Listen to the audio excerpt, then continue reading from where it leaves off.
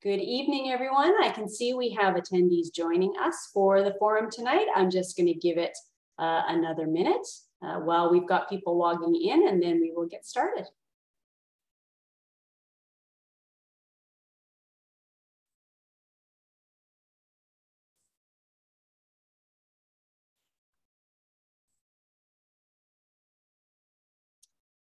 Okay.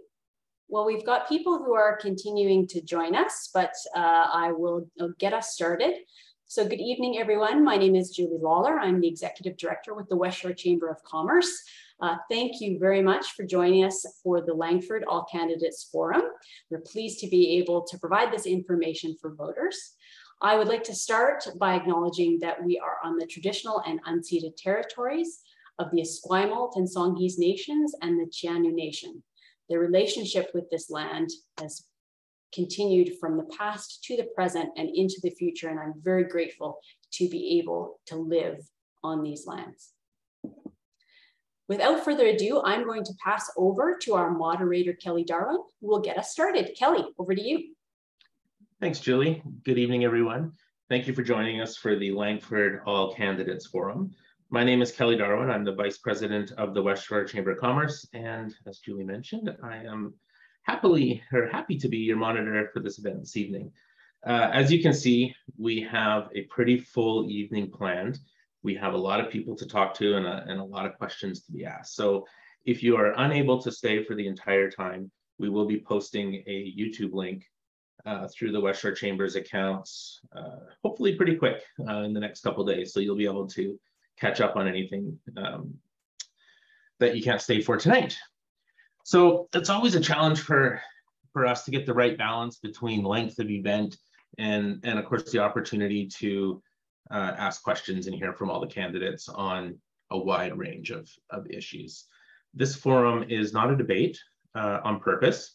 Obviously, being on Zoom, it does get a little bit difficult when people are talking over each other and we end up muting everybody and then you have to sit and listen to me. So we decided to make this more of a forum where we'll be asking and answering questions one-on-one.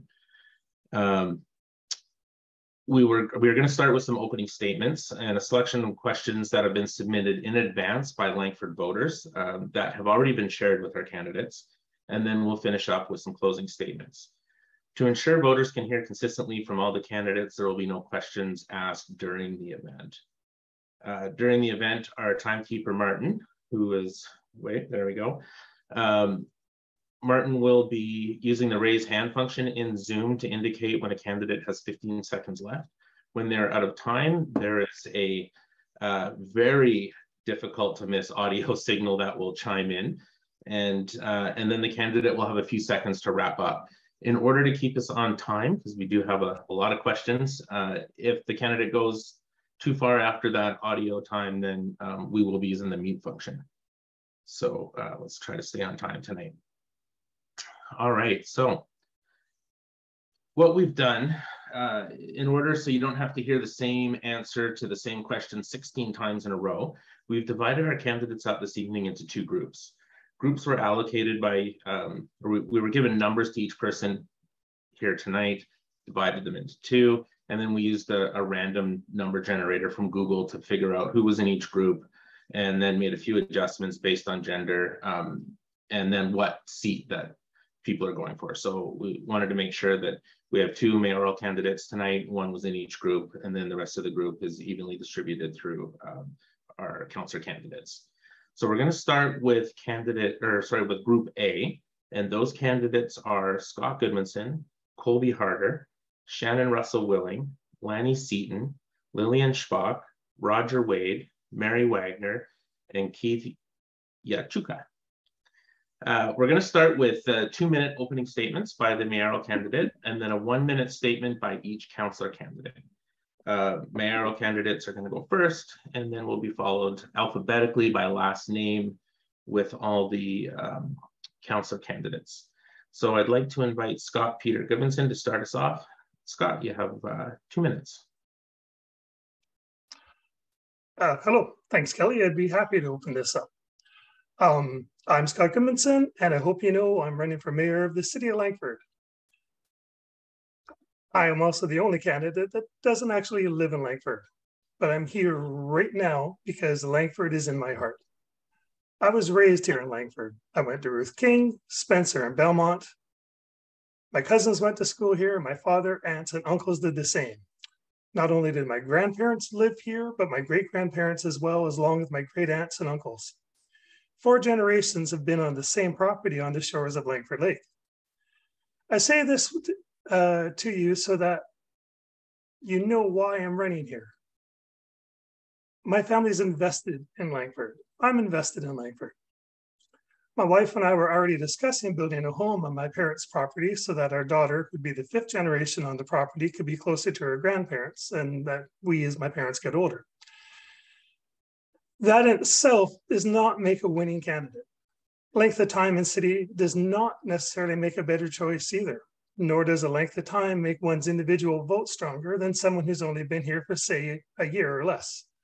But the energy and vision that one sees for the future of Langford hopefully will. I followed the political scene in Langford for years. And while the population continually increases, until recently, public participation has been decreasing. The current mayor would say that that is because everyone loves what he's doing. I would say it's because the public has grown increasingly tired of being put down, shouted over, mocked, and made to feel that their vote, their concerns, and their voice no longer matter. I believe we need to make City Hall a place where the public feels welcomed, a place where they are listened to, understood, and most of all, respected. If we can get the public engaged in City Hall, then we can get them into community planning and build the city the residents want. Thank you. Great, thanks, Scott. Okay, so we're going to move on now to our council candidates, starting with Colby Harder. Colby, you have 1 minute.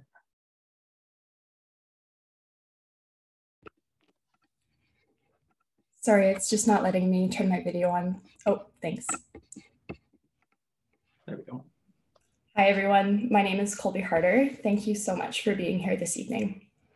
I am extremely grateful to be here running for City Council, and I'm really hopeful to serve you for the following 4 years after this October. For me, Langford is home. I'm grateful to have grown up here and to have watched it grow into the city that I love to call home today.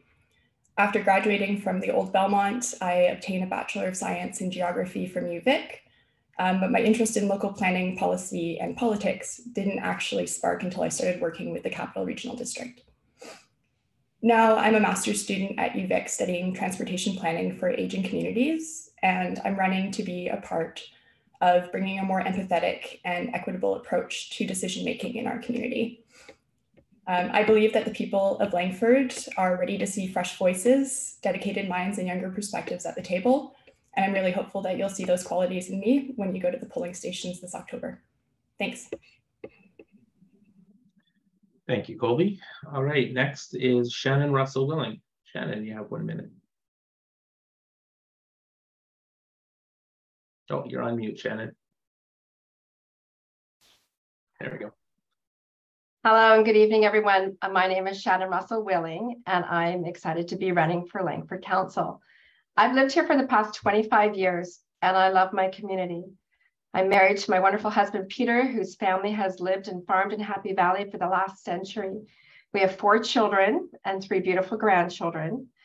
And for over 30 years, it's been my privilege to have worked alongside some of government's top leaders and participated in many of our province's greatest initiatives.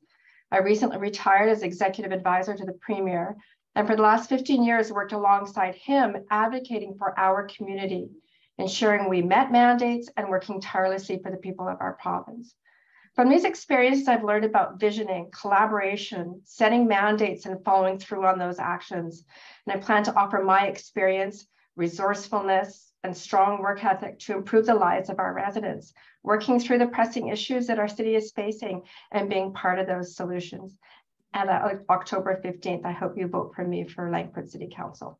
Thank you. Awesome, thanks, Shannon. All right, next up is Lanny Seaton. Lanny, you have 1 minute.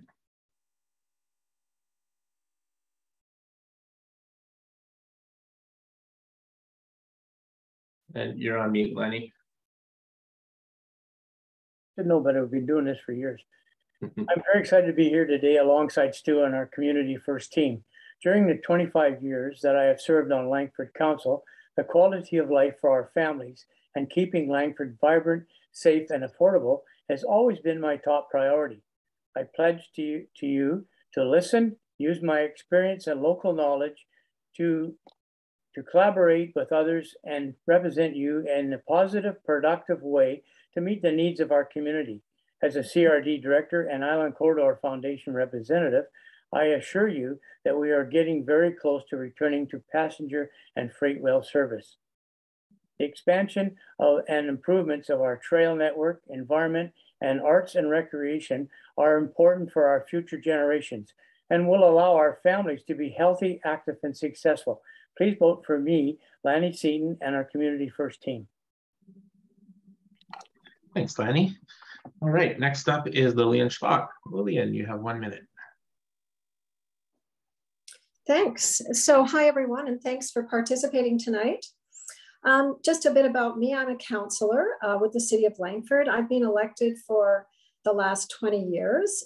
So I was quite a bit younger when I first ran, but you know what? Experience is everything. So I am a mother and a grandmother, a daughter and a sister, and I'm very, very lucky to have my family living here in Langford.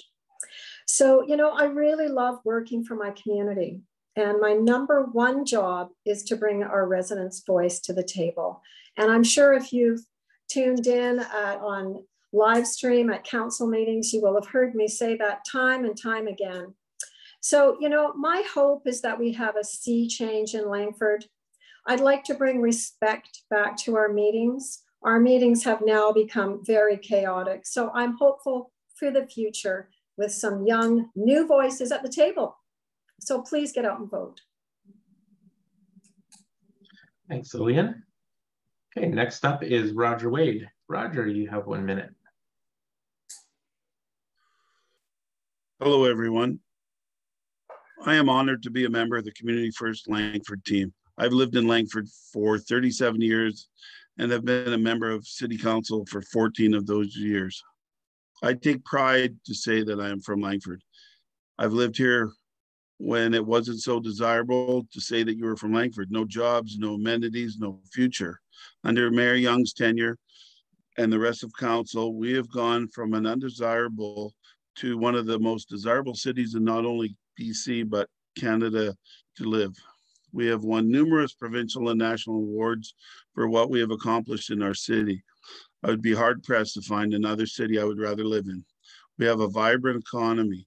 We have low unemployment, great amenities, and recreation. We have a great staff at City Hall that works with the Mayor and Council to find innovative ways to make Langford the best place to live. On October 15th, please take the time to vote and vote for Community First Langford. You will not be disappointed. Thank you. Thanks, Roger. Okay, next up is Mary Wagner. Mary, you have 1 minute. Hi, I'm Mary Wagner. I'm running for Langford Council because I'm passionate about this community. I was born and raised in Langford. For the first 15 years of my life, I went to Savory and then Spencer Junior High. And after moving away for a bit, after getting my PhD in biochemistry, I moved back to raise my family here in Langford. So I've been back for another 15 years, for a total of 30. And I'm in the city center in a little townhouse raising my family here. And I belong to a lot of community groups as well here. So I'm in a variety of environmental clubs and take care of, Millstream stewardship initiatives, part of the Wanda Fuca Performing Arts Center Society, the Victoria Curling Club, 100 Women Who Care WestShore, and the WestShore Chamber of Commerce. So I have deep roots in the community as well. And I'm trained as a scientist and researcher. I've been teaching biology classes at UVic. And for pillars of my platform, I want to engage with the public, have the government serve the people in an open, inclusive way, and really balance the infrastructure, services, and green space with all the development that we see here in Langford. So a vote for Mary is a vote for balance. Thank you. Thanks, Mary. All right, and our final council candidate in this group is Keith Yachuca. Keith, you have 1 minute. Hi, good evening, everyone. Thanks for WestShore Chamber of Commerce and everyone for being here. I am Keith Yacucha, I'm an economist, college instructor, and father. I'm running for Langford City Council. Langford currently is at a bit of a crossroads. As I'm talking to Langford residents on their doorsteps, I'm hearing from them how they feel ignored, bullied, and some have even been told to leave Langford if they don't like what's happening. We need to remember that as elected officials, we serve the residents of Langford. It's not the other way around. Based on my own convictions and what I have heard from the community, my key reasons for running are to bring transparency, community engagement, and accountability to council. I want to introduce some fiscal responsibility. I want to see responsible development in our communities, that is to build communities, not just homes. I want to see green space, recreation for all, not just the select few. Again, I'm Keith Yacucha, and thanks for having us here tonight. Thanks, Keith. Now that concludes our opening statements for Group A, and now we're going to move into our questions. So all candidates in both groups will be asked the same 3 core questions, and then 2 randomly drawn questions. Again, we used a Google random number generator to determine who would go first, and your candidates don't actually know, they're finding out right now. So first in this round of questions is going to be Mary Wagner, and then we'll go alphabetically from there. Each candidate will have 1 minute, and of course we'll do the same 15-second time warning. So moving into this, candidates, if you'd like me to repeat the question as we go through, just feel free to ask me to do so. But everybody's going to have the same question this round.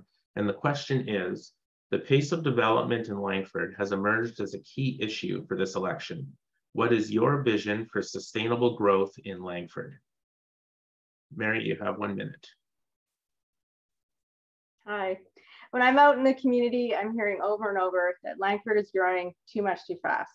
This is not just a feeling we have. In fact, the Homes for Living local housing advocacy group published in 2022 that Langford is building homes at 182% of the estimated need. That comes at the cost of people living here now. To be a sustainable community, people need a balance of housing, infrastructure, services, and green space. Schools are turning people away. Many people can't find a doctor. We're stuck in traffic, and we're completely transforming our environment. It's just not sustainable. We need to take more action to ensure Langford is climate resilient, affordable recreation and arts for everyone, natural places and parks, affordable daycare, safe routes to schools, neighborhood hubs so that we're reducing sprawl and have goods and services close to where people live, increasing walking, cycling infrastructure, and improve traffic flow. So if we grow in a measured way, and I'm suggesting 100% of our housing needs is a good target instead of blowing past that number, and building in a planned way that's very thoughtful and involves community engagement to protect the quality of life for our current and future residents. Thanks, Mary. So those of you playing at home, you'll notice we're going alphabetically, but it's alphabetically by last name. So it's not that I don't know my alphabet. I just forgot to mention that part. So coming up next, same question, Keith Yacucha, over to you for 1 minute. Yeah, thanks. Again, this is a big thing that I'm hearing on the doorstep. Development, progress, growth, they all come at a cost. The majority of residents I've spoken to are actually pro-development, but they want that cost recognized. They want that cost mitigated. They want it spread out so that it's not such a large cost all being faced at once. Many agree that Langford has actually done a pretty good job at building homes, but they have not done a very good job at building community. That's what I'm hearing again and again. We need that community aspect to be brought in. We need to create processes that allow for community engagement in this development process. We need to allow for volunteer design panels to give them a place in determining how their community grows and expands. Ultimately, it boils down to people want a voice in how their community is growing, and it's about time they had one. Thank you. Thank you, Keith. Okay, next up is Scott Goodmanson. You have 1 minute, same question.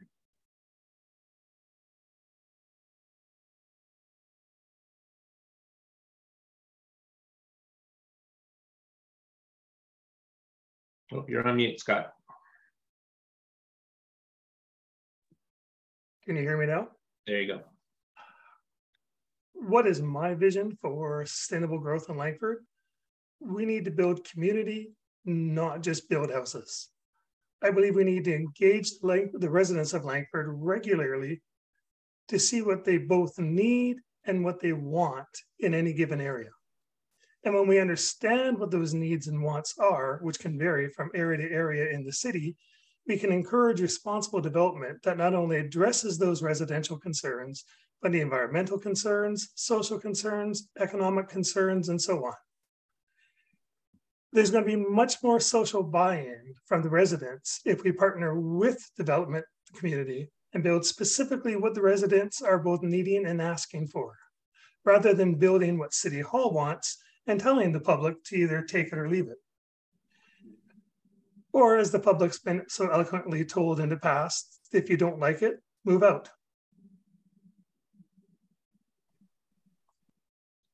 Thanks, Scott. Okay, up next, same question, Colby Harder.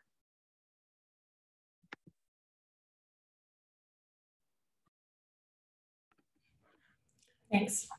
Likewise, all summer as I've gone door to door to get a sense of how people feel about the current pace of development in Langford, no matter the neighborhood, time and time again, I've heard echoes from people saying, yes, we need to keep building homes in Langford, but that right now, how we're doing it feels like it's gone too far, too fast. So my reasons for running in local politics are rooted in guiding thoughtful and responsible decision-making policies for our home and for our community.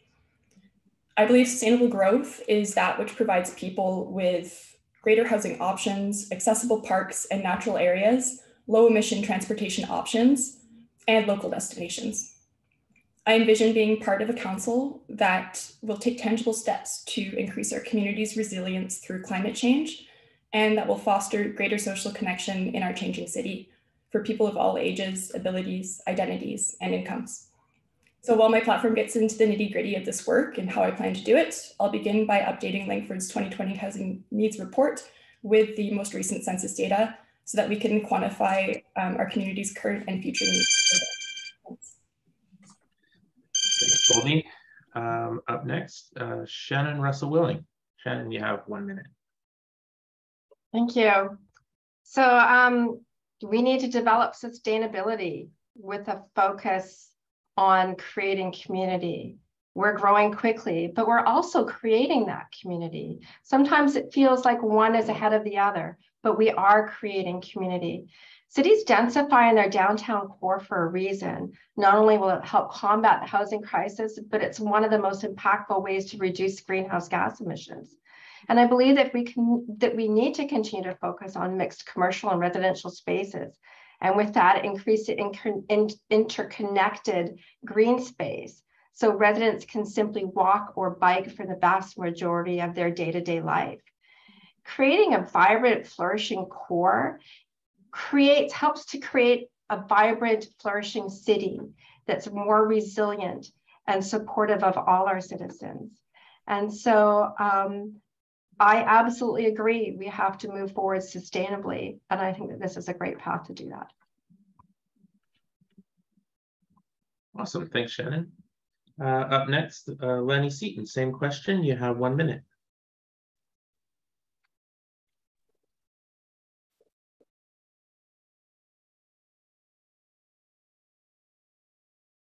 Lanny. My video won't come on for some reason.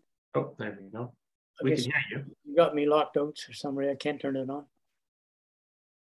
But anyway, okay. There we go.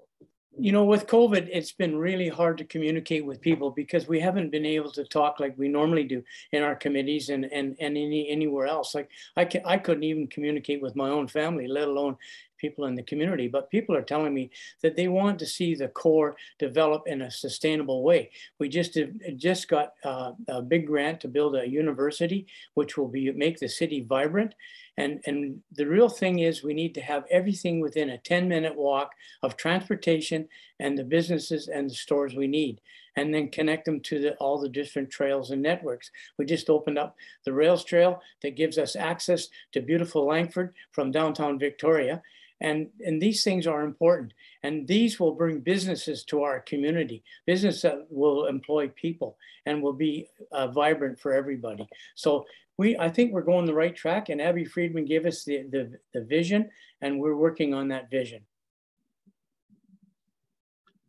All right, thanks, Lanny. Up next, Lillian Szpak. Lillian, you have 1 minute, same question.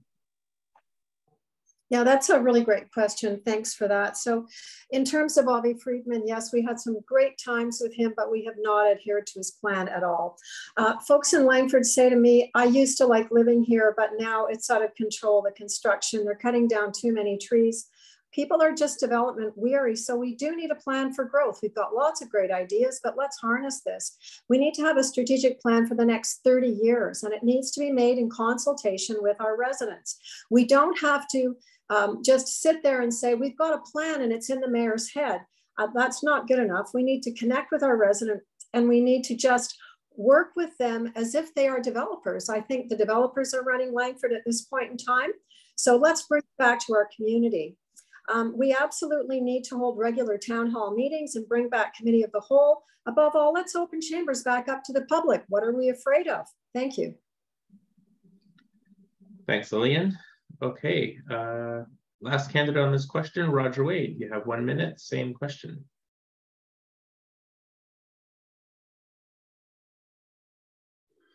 Thank you. Can you hear me? Yeah, we can hear you. Sustainable growth in Langford is needed to support the housing needs of not only Langford, but the entire region. We need to work with the professionals to ensure that we are developing in a safe, environmental way.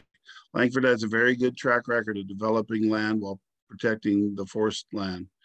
One of the misconceptions is we cut all the trees down, but in fact, we save vast tracts of land, sometimes up to 40% of the development for the enjoyment of our residents. One such place is Glen Lake Craigs, which is frequented daily by residents. Sometimes some people cannot see the forest for the trees. Thank you. Thanks, Roger. Okay, we're moving into the next question here. And also just for candidates, Julie's posting the question in the chat. So if you do want to take another look at it, it's there for you. So I'm interested in hearing some answers on this one. The question is, what actions do you believe the city of Langford can take to attract more family doctors and urgent care centers, given the shortage of healthcare professionals province-wide? Sticking with our selection here, we're starting out with Keith Yacucha. Keith, you have 1 minute, please. Yeah, thank you. Again, yeah, wow, this is constantly on the doorsteps. This is being brought up. Personally, my big concern here is cost creep. This is a provincial responsibility, a provincial cost, and I'm concerned about this being downloaded onto already cash-strapped municipalities. That being said, if we were to accept this cost at the city level, I could see the city requiring future development projects to include medical space in their plans, kind of in the same way that we currently require daycare space. Further, we could look at providing subsidies to these medical offices, such as waiving taxes, similar to as we already do for many nonprofits and other community services. For now, I will leave it at that. Thank you. Thanks, Keith. Up next, Scott Goodmanson. 1 minute, same question.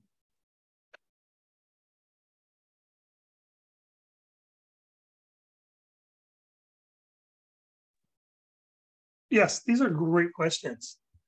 And they're not ones that I don't think any single city can solve. But what do I think Langford can do to help solve the situation?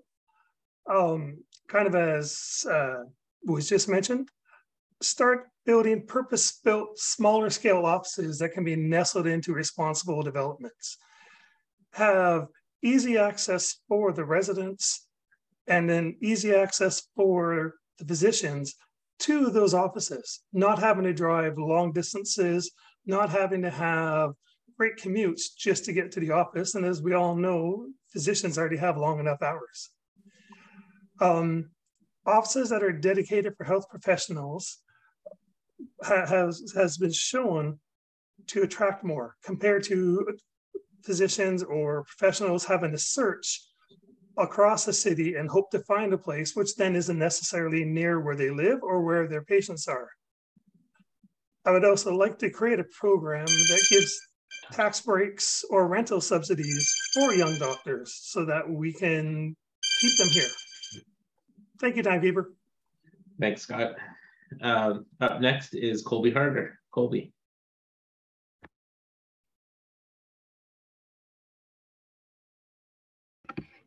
Yeah, no surprises here. This has been a constant theme at the door. So while the current health crisis in BC has been slowly building up over time, it certainly feels like we've come to a tipping point. At this point, I hesitate to ask people whether or not they have a equal access to a family doctor or walk-in clinic, just because the levels of anxiety that are in our community surrounding access to public health care. So while I understand that this is provincial jurisdiction and I worry about the costs being downloaded onto the residents of Langford, I don't believe that that means that municipalities should simply sit on their hands. Instead, I believe that in crisis situations like these, we are required as leaders to step up and find out-of-the-box solutions to solve this crisis. At my age, I know several residents and friends who have left Langford for medical training and education and who would like to return, but now can't afford to because of student debts, a high cost of living in Langford, and the expense of running a practice. So if elected, I would call for greater intermunicipal collaboration with the West Shore and Capital Region to create funding support subsidies for new graduates and healthcare professionals. Thanks. Thanks, Colby. Up next, Shannon Russell Willing, same question, and you have 1 minute. Thank you. So there's no question this is a huge problem for people. It's a problem for my family, my friends, and the cost to our society is huge in so many ways. But one of the greatest things we've done here in Langford is building a new university, because we're now in a fantastic position to recruit students into the healthcare education fields we desperately need filled. And when you group those educational opportunities with housing availability and comparative affordability, along with a livable, walkable, vibrant city, students will want to remain and work and live in our community. But we need to find ways where we can actually support local healthcare professionals to set up shop in our cities so they can be viable. What we can't do is do it without our partners, doctors, other healthcare professionals, and the provincial and federal governments who have the legal jurisdiction over these issues. And yes, developers to create the spaces for them. So I'm committed to working with our partners to find a way, because just like building our unprecedented partnerships to bring about our new university, I know here in Langford that we'll find a solution. Thanks, Shannon. Up next, Lanny Seaton. Lanny, you have 1 minute. Yes, this is not unlike what we had in Langford. We didn't have any seniors housing in Langford. So Langford found a way to fund the seniors housing so that they could build it in their community. Just remember, young doctors want to come to a community where they can raise their kids, where there is arts, sports, and a viability, a city where they can walk around, get on a train or transportation. They don't want to come somewhere where those things are not available for their children. But we need to work with the provincial and federal government to come up with a viable plan to make this work. And I agree with Shannon. With the university here, it makes it a lot easier to try and get doctors trained in this community. And once they come and live in this community, they're not going to want to leave. Thanks, Lanny. Okay, up next is Lillian Schwab. Lillian, you have 1 minute. Yes, thanks. So yeah, with 40% apparently, according to the stats of folks in BC that do not have a family doctor, this is a crisis. Doctors want to come to a community that's livable and affordable with a clear plan for the future. We do not control the Ministry of Health, however, and as far as I know, the university we're putting in is not a medical school. So with this being a provincial responsibility, we have to get creative. We can tailor zoning to encourage creative partnerships with wellness providers. Councillor Blackwell and I have worked diligently to bring the Urgent Healthcare Centre to St. Anthony's and at Pacific Centre on Goldstream. We work specifically with the doctors to bring this facility to our community, and this is an example of a model that works and it should be repeated. And as I said, we can't be an assist to business. We have to get creative. And there are definitely ways of doing that. We've proven it. Thank you. Thanks, Lillian. Okay, up next, Roger Wade. Same question, 1 minute.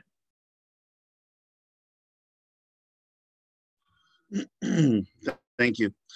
We need to offer our medical professionals substantial incentives to move and set up family and specialized practices in our community and still stay within the municipal charter. We also need to partner with our new university to train these same professionals who make Langford their home and keep them in our community. We also need to advocate and work with the provincial government to enable doctors to find a reasonable live-work balance so that they do not burn out and leave our community. Thank you. Thanks, Roger. Okay, finally for this question, we have Mary Wagner. Mary, you have 1 minute. Hi. Yeah, this is a common concern of people in our community, and with our booming population, it's harder than ever for people to find healthcare. But it's important to remember that many aspects of the healthcare system are the responsibility of the province. Municipal governments can work together to advocate for the province to move quickly to change how family doctors are compensated, increase funding for clinics and health professionals, and provide more opportunities for training new nurses and doctors. I have signed the Healthcare Community Planning and Accountability Partnership Pledge, and this was done with the Saunders Family Foundation and Healthy WestShore, along with the Village Initiative. And with those local groups, working with them and other groups and other levels of government, I would work to expand the range of mental and other health support services, including ensuring the needed commercial space is available, working with developers to make that happen, create incentives to attract medical professionals through dedicated housing, tax incentives, and subsidized space for medical practices. Thanks. Thanks, Mary. Okay, we're moving on to our third core question. And Scott is going to go first this time. And the question is, how will you balance the needs and wants of residents for infrastructure and service improvements with ensuring a balanced budget and keeping taxes low? Scott, you have 1 minute.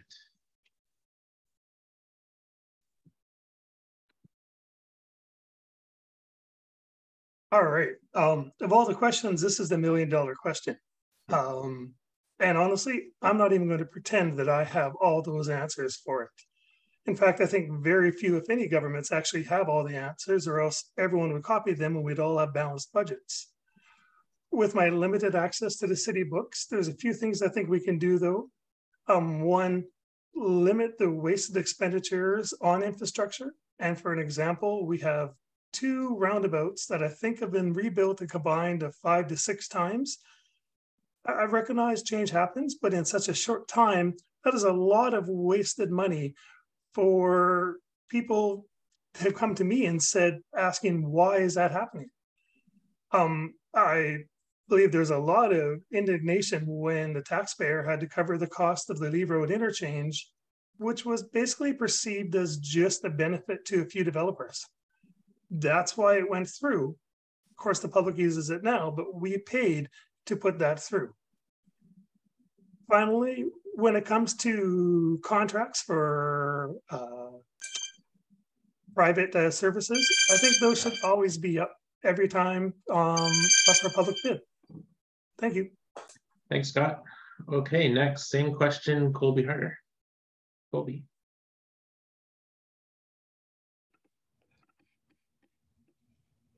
Thank you. So to date, we've enjoyed relatively low tax increases in Langford, made in part possible by our community's exponential population growth and through the use of city surpluses and tax reserves. However, we know that in the long run, this current pace of growth in Langford is not sustainable, meaning now is the time to elect leaders who will spend our tax dollars wisely. With that said, it's worth noting that Langford's current 5-year financial plan forecasts tax increases for residents well over 5% in the following 4 years, due in large part to the current fiscal decisions made by our mayor and council.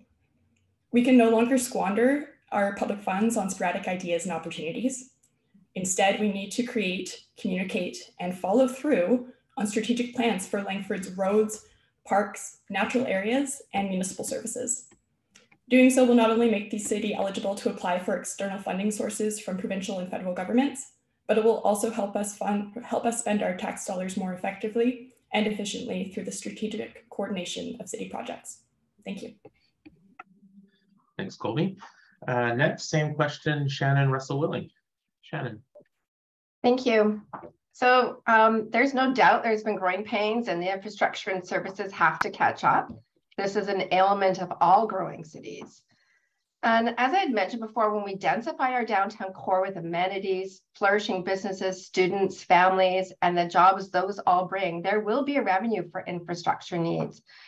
But by having a plan, applying for grants, continuing to encourage investment, and having much of those infrastructure costs covered by those investments and those grants, we can keep our taxes low and still build those much needed infrastructure improvements. Thanks, Shannon. Okay, same question, Lanny Seaton. Lanny, 1 minute. Yes, some of those roundabouts that we were talking about were funded by the highways department because they were inadequate and they installed them in the first place. So they were, the taxes didn't go from Langford taxpayers, but came from the provincial government. But just to say that, I agree, we need to intensify our core and get everybody living in the core, and the money will come from the businesses and the core to upgrade our infrastructure. We are working very hard to get the railway running, which would be a big benefit for the city, because everybody will be able to walk within 10 minutes of that railway. And that is going to be a big boom. And that's what we need to look for. The infrastructure needs to keep up with the pace. But just remember, everybody that's coming through Langford aren't Langford residents. We've got core communities on the outside of us that run through our community every day. Thanks, Lanny. Next up, Lillian Szpak. Lillian, you have 1 minute. 1 minute, starting now. Oh, thanks for that question. So first of all, I want to make it clear that developers have not built Langford. The taxpayers of Langford continue to pay their way. Having said that, of course, keeping taxes low while providing the services our residents deserve is a priority for me. But what people want are sidewalks in every neighborhood in Langford, affordable good recreation for all, safe cycling trails, well-maintained green spaces and parks. You know, right now we're keeping taxes artificially low because it's an election year. We're going to have a significant bump in our taxes next year because council's decided to borrow from our reserves because it's an election year. So speak to the chair of admin finance about the wisdom of that. It's short-sighted. Ask people what they really want and if they'd be willing to pay a little bit more to have it, because we are a growing city and people will tell us what it is that they want, but don't borrow today and pay back tomorrow. Thank you. Thanks, Lillian. Next up, Roger Wade. Roger, 1 minute, please. Thank you. We've worked very hard to keep taxes affordable for the last 30 years in Langford and remain some of the lowest taxes in the region. We need to continue to encourage sustainable development in our city. With that comes jobs, amenities, and taxes which pay for the infrastructure that is needed. The city has a $58 million budget with approximately $38 million coming from tax base and $20 million comes from development fees. So I'm going to go on a limb and say the development community does pay for a lot of infrastructure in Langford. We need to continue to work with our development community so we ensure we can sustain our community. At City Hall, we have professional staff work daily on the future needs of Langford. People have said there's no vision by the current mayor and council. I would say this is a very untrue statement given the fact of where we were in 1992 and where we are today. Thank you. Thanks, Roger. Mary Wagner, you're up next. Same question in 1 minute. Hello. There will always be many competing interests, but I believe what we need is a transparent review of the city finances and make sure that the public knows where their money is going. We also need a strategic plan, a transportation plan, a parks management plan that are all created with community engagement to ensure that we are spending our tax dollars wisely. We need shovel-ready plans in place so that we can take advantage of provincial and federal grants for things like active transportation initiatives. I've also taken the Buy Local pledge, and I encourage others to do the same and to do education around this and support initiatives for local businesses, including tax incentives. And one problem though is that right now we are developing to the extreme in Langford, and it's creating problems like traffic congestion, overcrowded schools, lack of space in daycare and swim lessons. So to pay for the infrastructure and services to support our growing population, we need time for the tax dollars to build up. And long-term, we need to diversify our economy so that we are not as reliant on development into the future. Thanks, Mary. And finally, Keith Yacucha, same question, 1 minute. Thank you. Yeah, this is actually a really big concern for me, and a handful of those that I've spoken to as well. As Lillian brought up, we had to borrow from our amenity reserve this last year in order to keep the tax increase low. We're forecasted for big annual increases of over 5% a year going forward. Really, I think we need to stop these little pet projects. We don't need to spend $4 million to move a hydro pole to support one niche group, or the several $1 million we've spent to acquire a park up in the Finlayson Arm that, despite the several years, no Langford resident has yet to see. We've had enough of these ad hoc, expensive, last-minute surprise pet projects. What we need are shovel-ready plans determined through public engagement, allowing us to apply for these federal and provincial grants to provide these services without adversely impacting the local taxpayer. For example, that pole itself, to move it, that is a 5% of last year's expenses. Freeing this up will free up resources to provide services for all Langford residents. Thank you. Thanks, Keith. All right, so that concludes our core questions for Group A, and we're going to move into our, sound like a broken record, our Google random generated list of questions and candidates. So obviously we got a lot of questions, and this is sort of the fun part. I was hoping to ask these, but we're gonna go with the voters. We're gonna go one random question per candidate. You're going to have 1 minute to answer the question, and we're going to start with Colby Harder. So Colby, you get the first randomly selected question, and that question is: if there's one thing you could accomplish if you were elected or re-elected that would make a substantive difference in the lives of Langford citizens, what would that be? Wow, one thing is hard to choose, but if I had to choose just one, it would be improving our road network infrastructure. Together, extreme events and the exponential pace of development have shown us that climate change is a problem not for future generations, but for us. In other words, action on climate change in Langford needs more than just a concrete policy. We need concrete actions. So given that 50% of our municipal emissions currently stem from transportation, I believe that creating a safer road network system for all of Langford residents will go far to not only improve the livelihoods that we're living today, but as well for the future generations that will come after us. As well, I'm hearing from residents that the stress of congestion, parking, and getting around in Langford is adding to our daily concerns. So I believe that by making this one substantive change, we will go beyond just the efficiency. We'll move beyond just making our city more efficient, but making our city more livable for residents as well. Awesome, thanks, Colby. All right, next, Shannon, your randomly generated question is: where do you stand on the ENN railway implementation?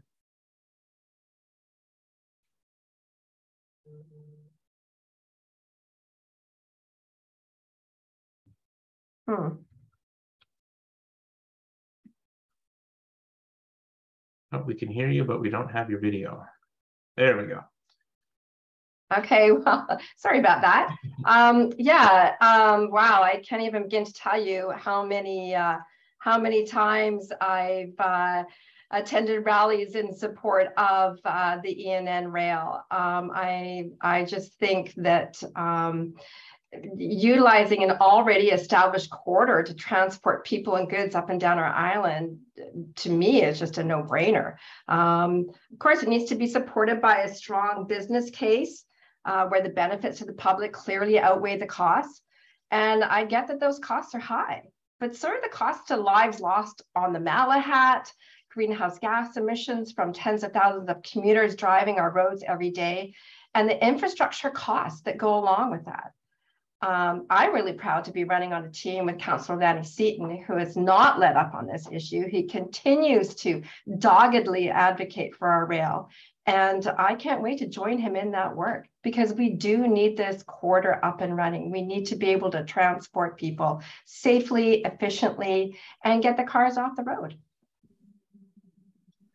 Thanks, Shannon. Okay, our third question is going to Lanny Seaton.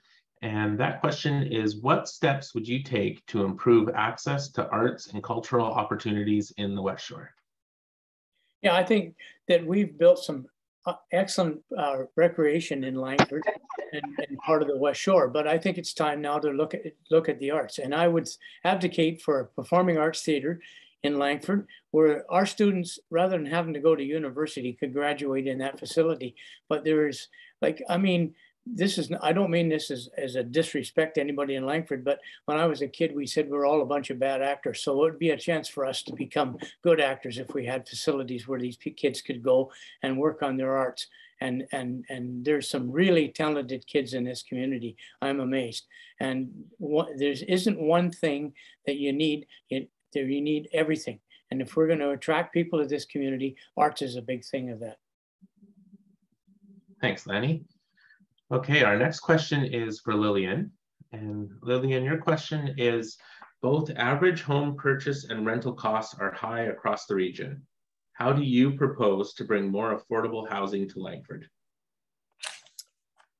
Yeah, great question. I mean, it's on everyone's mind about affordable housing, and we are never going to build our way out of this. First, we need to stop saying that market housing is affordable housing. It's not. We need to implement policies that mitigate the negative effects of building over 180% of our commitment to CRD housing. So we need a strong tenant protection and displacement supports in place. We need to make wise land decisions that discourage land assembly buyouts that kick renters out of their existing home. I think it would be great to start a nonprofit society where our community can buy existing homes that have backyards that are close to the core. We could work with senior government on that, where transfer tax could be forgiven and that can go into renovating those homes. So we could keep our present home stock. So as I said, we are certainly not going to build our way out of this one. Market value is not affordable, and that is something that we need to keep in mind and stop saying that it is. Thank you. Lillian. All right, we're on to question number 5, and this one's for Roger. Roger, if elected, how will you meaningfully engage with the various communities in Langford, including young voters and marginalized groups?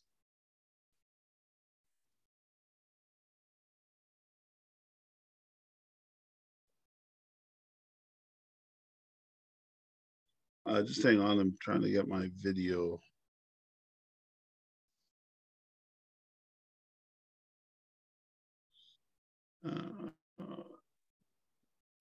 Can you see me? Yeah, there we go. Langford is a very unique municipality. We have 6 committees which the public is encouraged to apply to be involved in. We have transportation and public works. We have protective services. We have parks and rec. We have planning and zoning and affordable housing, a finance committee. So there's lots of ways for young people to get into our committees. I always advocate to the young people to get involved in their community, and this is a way they can make that happen. I also think the city and the new university can partner up to form a young politicians group that could be integrated with council as a mentorship program. I think that would be a great benefit for young people in our community to get a taste of what it's like to be in politics without actually being a politician. Thank you. Thanks, Roger. Okay, next question is for Mary. Mary, your question is, what steps would you take to improve access to arts and cultural opportunities in the West Shore?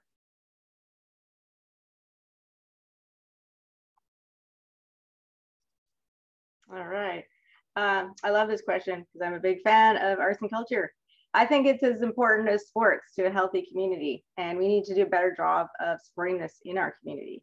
I'm a member of the Yachuca Performing Arts Center Society. It's a registered charity with our mission to build a community-oriented arts and culture center in the West Shore. So I would promote a model similar to the West Shore Rec Center, where it's publicly funded and provides affordable arts and culture opportunities for everyone. I also support partnerships with school district to bring students and the community together, and promoting other opportunities for the community to take the lead on projects like a startup grant program for community arts and culture projects, things like little libraries, murals, or someone to hold a special event.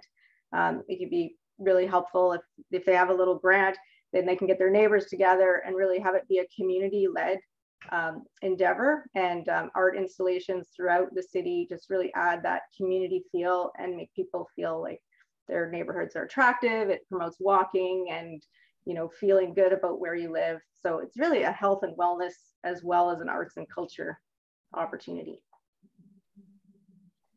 Thanks, Mary. All right, question number 7, Keith Yacucha. What actions would you support to address climate change?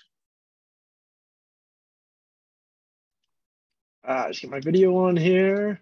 Okay, there we go. Yep. Yeah, this is actually very serendipitous. I just had a wonderful chance to meet today with the Community Engagement Association on municipal action around climate change. Unfortunately, it was clearly highlighted that given Langford's inaction to date, that it's going to be nearly impossible to meet our emission reduction targets by 2030. We're actually one of the only municipalities that they have seen where this is the case. We're a growing community, but we've failed to adopt higher standards, higher levels of the BC Energy Step Code. This means we're not building for a climate resilient future. We've missed an opportunity there. At minimum, we need to adopt this higher level of step code. We need to aggressively adopt policies to reduce our emissions. 75% is currently coming from single-use vehicle traffic. We need to look at an active transportation plan. We need to look at transportation alternatives. Ultimately, in the end, what we really need is concrete policies, not just policies on concrete. Thank you. Thanks, Keith. All right, last question in this round is to Scott Goodmanson. Scott, if there was one thing you could accomplish if you were elected or re-elected that would make a substantive difference in the lives of Langford citizens, what would that be? All right. If there is one issue that I think that would change the lives of virtually everyone in Langford, it is voter engagement. Everything we've discussed, these fantastic ideas, roads, development, environment, trains. But if we don't know what the public really wants, if we don't know where they want it and what they need, we can't honestly build what the residents want. We have to get people voting this election, regardless who you're voting for. Come out, make City Hall know what you want. Because the day after the election, before a single decision's made, City Hall is going to know what the public wants by who they voted. Once that happens, we need to get people listened to, understood, and respected in the chambers so that they come back again and again and get invested in City Hall. When they do that, we can plan for everything afterwards. Thank you. Thanks, Scott. All right, so that's our first round of random questions for Group A. We're going to do one more round of questions, and then we're going to take a short break, and then we'll come back and we're going to do it all again with Group B. So we're going to start out our next round of random questions with Colby. And Colby, the first question in round 2 for you is, if elected, how will you meaningfully engage with the various communities in Langford, including young voters and marginalized groups? Thank you. When considering my candidacy for council, one of the key factors that pushed me to run was the long-standing absence of people who looked like me and who lived like me sitting at the table. We know that representation matters. And when we have a diversity of lived experiences and perspectives contributing to the decisions that are being made at the table on behalf of our community, we're working towards building a more just and inclusive community. That's why if I'm elected, I plan to work hard to give everyone an equal voice. To do this, I'll explore creating a partnership with SD62 to establish the creation of a youth-led council, which will help engage our future leaders in local politics now rather than later. And I'll work to expand our current approach in Langford to how we engage with underrepresented and marginalized groups by improving information access for these people, for these residents, and for better clarity for all. And finally, I would support increasing and expanding public consultation opportunities into less traditional engagement spaces by collaborating with local nonprofit groups and research organizations existing in Langford and beyond. I was really excited to try to apply for a committee myself, but unfortunately I was passed up, and I want to see future generations in Langford engaging with local politics. Thank you. Thanks, Colby. Okay, next question is for Shannon. Shannon, if elected, what would you do to address the challenge of traffic congestion in Langford?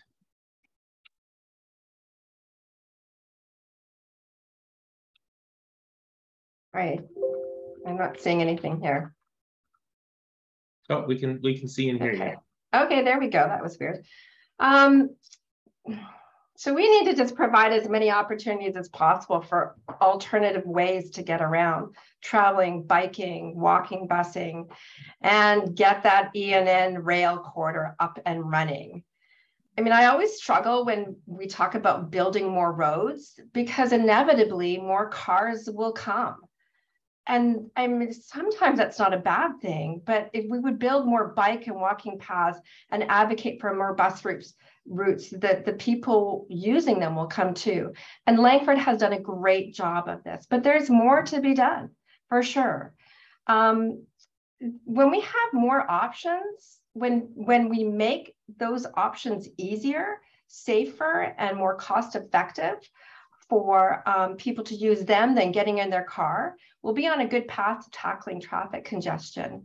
And again, I think Langford has done a stellar job. We are a growing community. There is more left to do. And being on council, I'll make sure that we tackle those problems.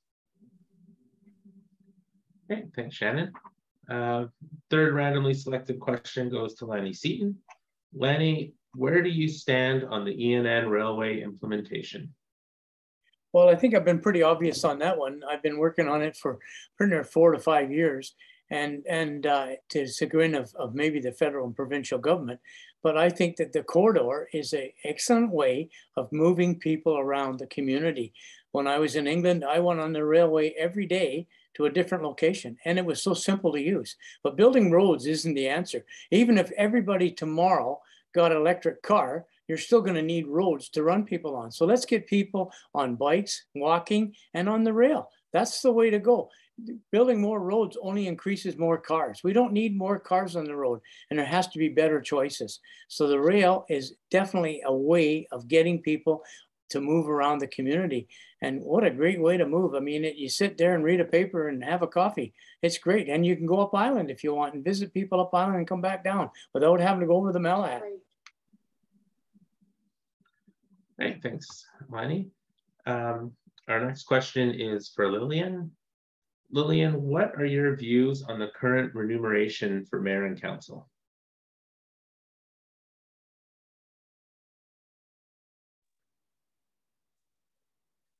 Yeah, thanks for that question.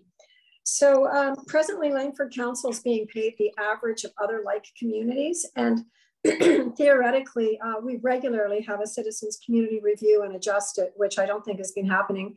I wish the province would set remuneration for municipalities instead of allowing it to be a political issue.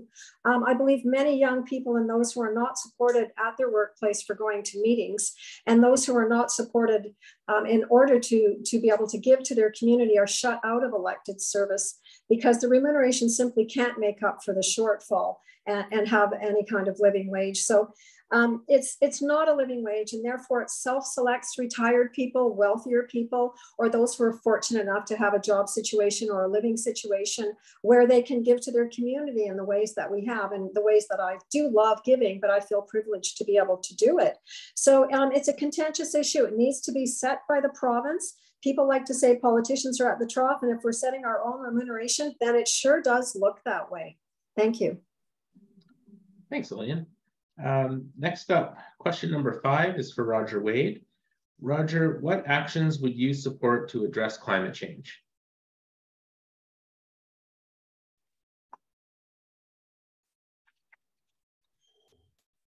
Thank you. You know, Langford has been a leader in climate change resiliency, no matter what other people want to say.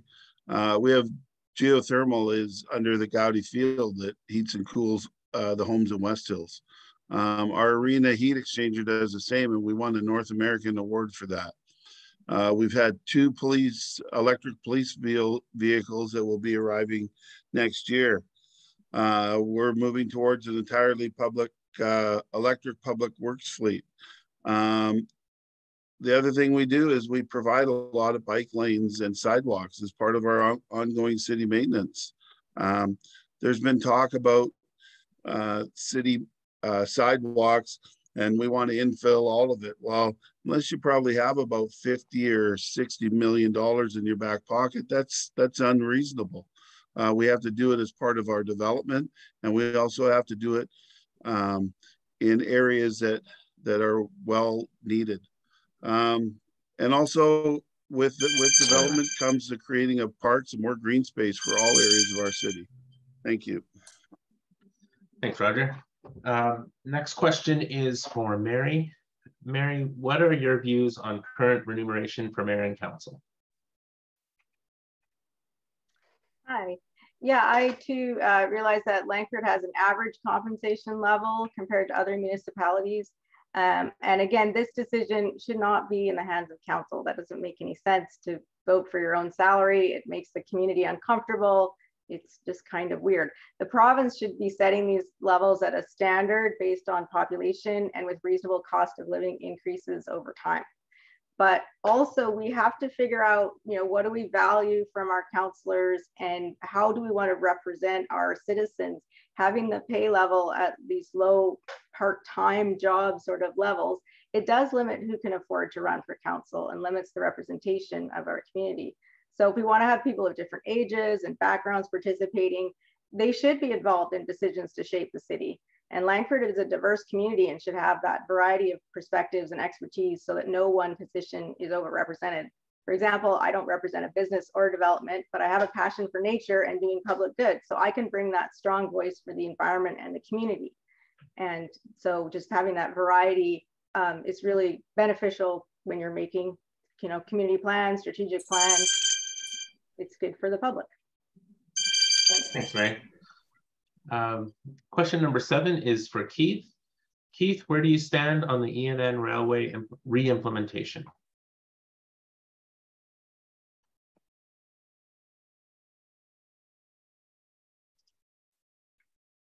I sorry, got lost there. Yeah, ultimately, as I was saying there earlier, traffic is a big issue for many people that I'm hearing as I'm talking to people on their doors, and it's just, we're constantly running into this problem. We have traffic, we're sitting there. Currently, I'm about an hour to get into work driving versus about the same amount of time to bike. We need to be providing these active transportation alternatives. This can be rail, this can be anything that encourages people to hang up their keys and move out of a single-use vehicle. It's going to help the traffic, it's going to help the environment with the emissions reduction, something that I'd be interested in working to work into a updated transportation plan. That being said, I know there are concerns with several local First Nations, and what we would need to do is work with these groups, not against them, not to push our own agenda, but to work together to collaborate and to find a solution that works best for all. Thank you. Thanks, Keith. All right, our final question in this round is for Scott. Scott, what are your views on the current remuneration for mayor and council?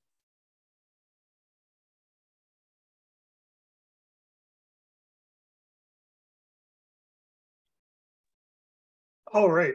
Well, that's kind of a loaded question because if I'm elected, I'm going to receive that remuneration.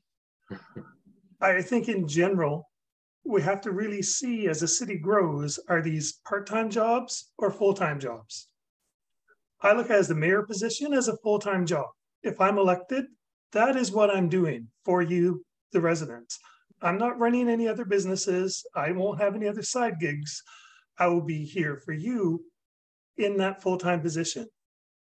The remuneration that I see it from, that would be for myself, I'm okay with that. I'm told it's far less than other areas, but it's more than some. For councillors, I think we really need to see, are they becoming full-time jobs or not? Because it's not just the council work, it's the side issues they have. It is the extra committees and so forth. And really that is a time commitment that they should be compensated for. See, the timekeeper's hand is up, so thank you very much and talk to you later. Thanks, Scott. So speaking of timekeeper or time in general, we are about time for our short break. before we come back with Group B. Good news is, well, maybe the news is we are a little bit over time. So we're going to take a quick 10-minute break, and we will come back at 7:51, and we will do it all again with our next group of candidates. We will see you soon. All right. Welcome back. So if you were here for our first half, our second half is going to follow the same format with our Group B of candidates. Again, we have one mayoral candidate, and the rest are council candidates. And yeah, we're going to get started here. So our candidates in Group B are Shirley Ackland, Denise Blackwell, Kimberly Guiry, Wendy Hobbs, Mark Morley, Matt Salstrom, Norma Stewart, and Stu Young.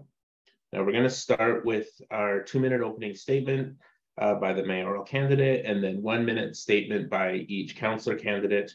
Our mayoral candidate is going to go first, and that is going to be Stu Young. So we're going to start with a 2-minute opening statement from Stu, and then each council candidate will have 1 minute. So Stu, whenever you're ready, you have 2 minutes to do your opening statement.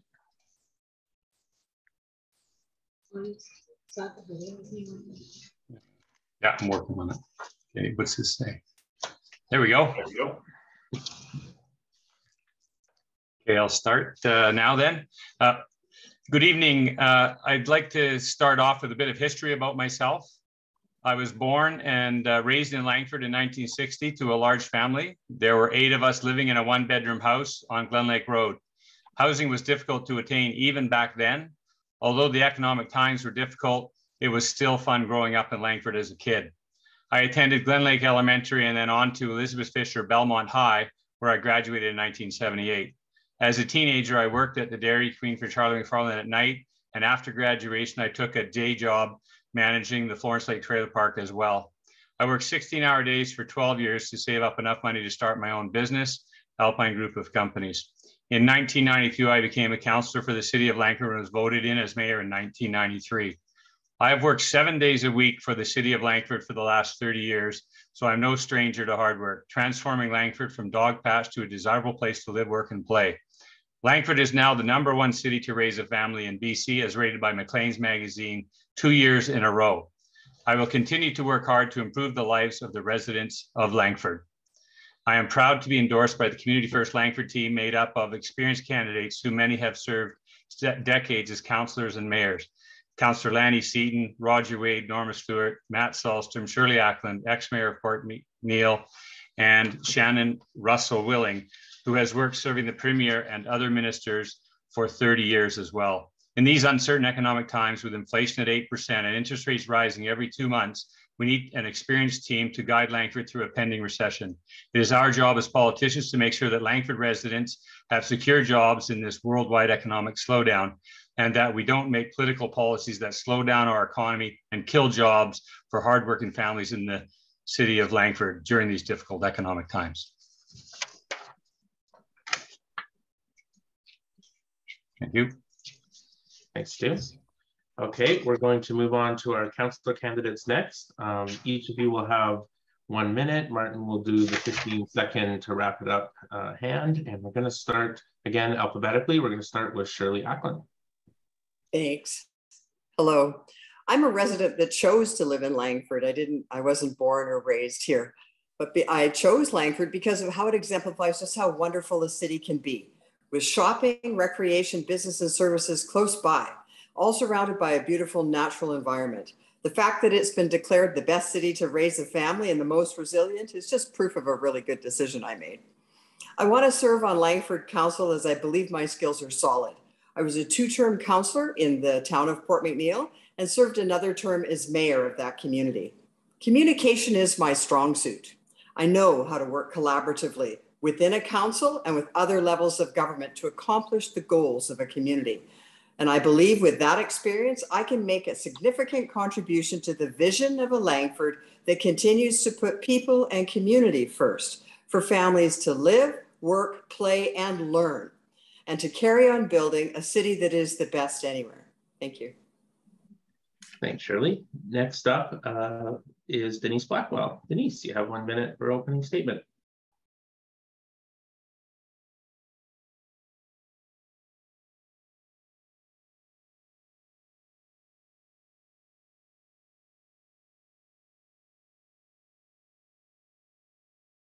Oh, Denise, are you there? Oh.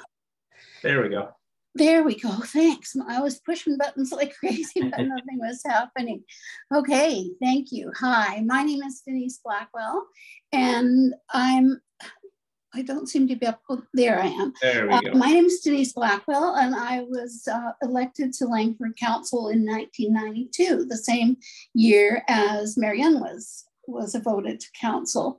I'm a wife, a mother, a grandmother of a couple of beautiful kids, and I love the community that I live in.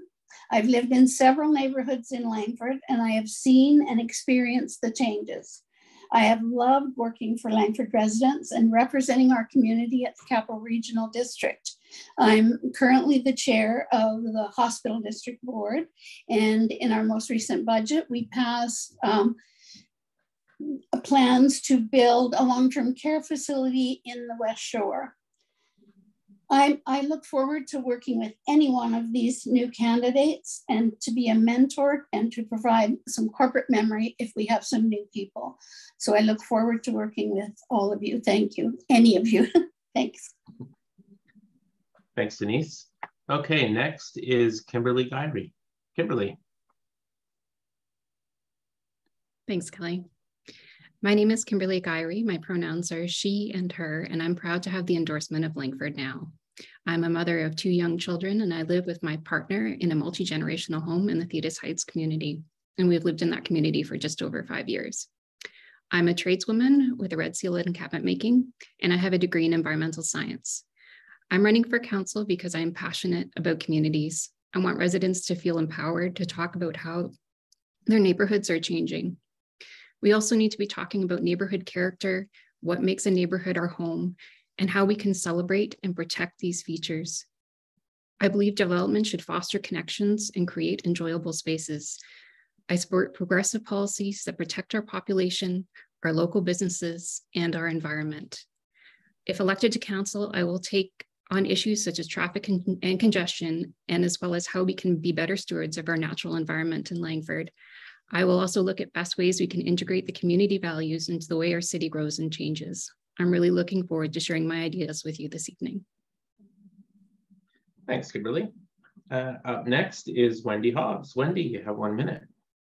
Hi, everyone. My name is Wendy Hobbs. I've lived in Langford for 40 years. I'm married with 3 grown children and 3 beautiful granddaughters.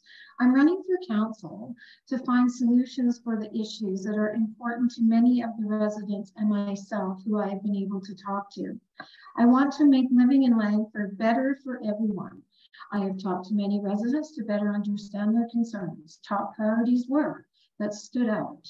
Good governance. We need respectful governance around the table. We need healthy environments. We need better planned developments with proper infrastructure, safe neighborhoods, affordable housing. I've been a school board trustee for 25 years, and I come with lots of experience regarding governance. There is an opportunity on October 15th for the residents of Langford to elect a new council to improve Langford for current and definitely future generations. Thank you. Thank you, Wendy.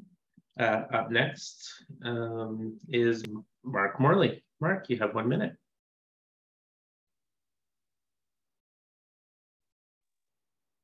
Thank you, Kelly. Good evening. I'm Mark Morley. I'm a candidate for City Council. Now, I've lived in Langford for 13 years. We moved here because I was with the military, and I've recently retired from the military, and now I am a federal government public service employee.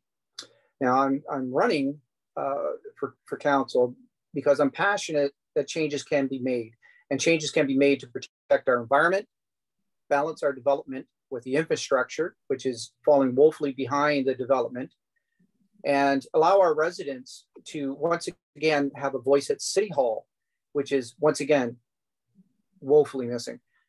Thank you. Thanks, Mark. Up next is Matt Salstrom. Matt, you have 1 minute. Howdy, folks. My name is Matt Salstrom, and I've proudly served the people of Langford and the city I love for 20 years. I was born in Victoria, and I've been a resident of Langford for over half a century now. The past 20 years have been the most rewarding years of my life, and those years have gone by quickly. Time flies when you enjoy what you do, and that is why I'm seeking another term on your council. I love doing what I do and what I do for you. We have to remember that Langford is not a lemonade stand. Langford is our city, a vibrant city of almost 50,000 of us. We need leadership, we need experience. Together with the Community First team, we can keep Langford strong and resilient as we did through the 2008 global economic crisis and through COVID pandemic. Langford received the most resilient city in BC award 2 years in a row and 18th top city in Canada. You can't argue with those results. Now, as we all know, there are looming economic woes in our near future. And as your longtime chair of finance, I, along with your Community First Langford team, will strive to keep Langford economically healthy, keep people working, and continue to entice investment into our great city. Because we are all Langford. Thank you very much. Thanks, Matt. And last but not least, Norma Stewart. Norma, you have 1 minute. That come by okay? Thank you, Kelly. I've been a resident of Langford for 50 years, and I worked in the healthcare profession for 34. I have to say that my first term as councillor was very rewarding. I believe that I accomplished my past goals by moving Langford forward. We provided diverse housing options. We fostered a safe, healthy, and vibrant community. Our economic growth opportunities have kept taxes low and attracted business partnerships and investment to the community. I'm proud of the mayor and councillors' proactive response to COVID, which kept businesses open and the community safe. Beyond my council duties, I volunteered during COVID Christmas to help the Elder Care Foundation by reaching out to the school board, City of Langford, and the fire department to initiate a Christmas card campaign for the seniors in care, which shows that Langford is an inclusive and caring community. I volunteer with the Langford Colwood Embrace Group to raise money for low-income seniors and families in need. We raised over $400 in a bottle drive the other day. Those seniors will have a happy Thanksgiving. I'm proud of Langford, and I hope you vote for true leadership. Thanks, Norma, and thanks all our candidates. That concludes our opening statements. So now we're going to move into our 3 core questions. So much like the first half, we're going to go through with our 3 core questions, and then we'll do our 2 randomly drawn questions following that. Again, we used our random number generator to determine who would go first. And going first in the core question category is going to be Norma Stewart. And Norma, the first question is, the pace of development in Langford has emerged as a key issue for this election. What is your vision for sustainable growth in Langford?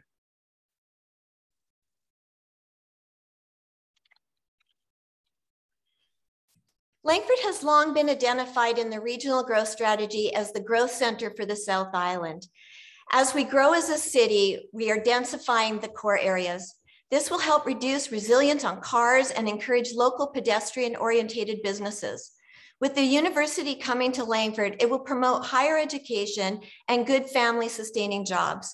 We will, with the public participation, review and modify as necessary the OCP to promote a vision to build a community for everyone. Thank you. Thanks, Norma. So continuing on in alphabetical order, we're going to go to Stu Young. Same question and 1 minute, please.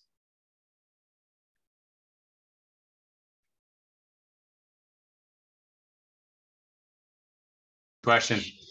So yeah, we've talked about development and sustainability for 30 years. It was in my first speech. We talked about Langford, where we had to go outside of Langford for jobs, outside of Langford for shopping, and really we just were not sustainable at all. We had to bring in a different plan that was happening for the last 20 years under the regional district, and that was actually making sure that we built homes for people, making sure that we rolled out the red carpet for business. I think it's really important that we make sure that our community is always open for business. And that is what's going to help our community grow and prosper, and to have jobs for the people that are living here now, when everybody had to leave in the early 90s to get a job somewhere else. You had to go to Calgary, Alberta. So it's really important for us to understand that sustainability is not just about slowing development down and killing jobs. It's about all the other things, the recreation and all of the other businesses that need to be looked after here as well. Hey, thanks, Stu. Next, same question for Shirley Ackland. Shirley, you have 1 minute. Thank you. Langford needs to continue on the path of developing the urban core to keep density and prevent community sprawl. It does, as we've heard, keep our costs down, it keeps taxes lower, and it creates resiliency in times of economic downturn, which I think we're beginning to face right now. The last few weeks, the Canadian dollar has dropped almost 5 cents, which is the first time in a very, very long time. And how we do that and how we create diversity in that sustainability, I think the university is key. And the partnerships that Council has built to create that university with UVic and Camosun College, Royal Roads, and the Justice Institute will be a variety of jobs that will be advantageous for anybody who lives in this community to be able to take advantage of. Universities are huge employers. They're attractions to the community. Our university could look somewhat similar to BCIT, which is the Institute of Technology in the province. And I foresee that it would bring a huge diversity and sustainability to our community in the near future. Thanks. Thanks, Shirley. Okay, same question for Denise Blackwell. Denise, you have 1 minute.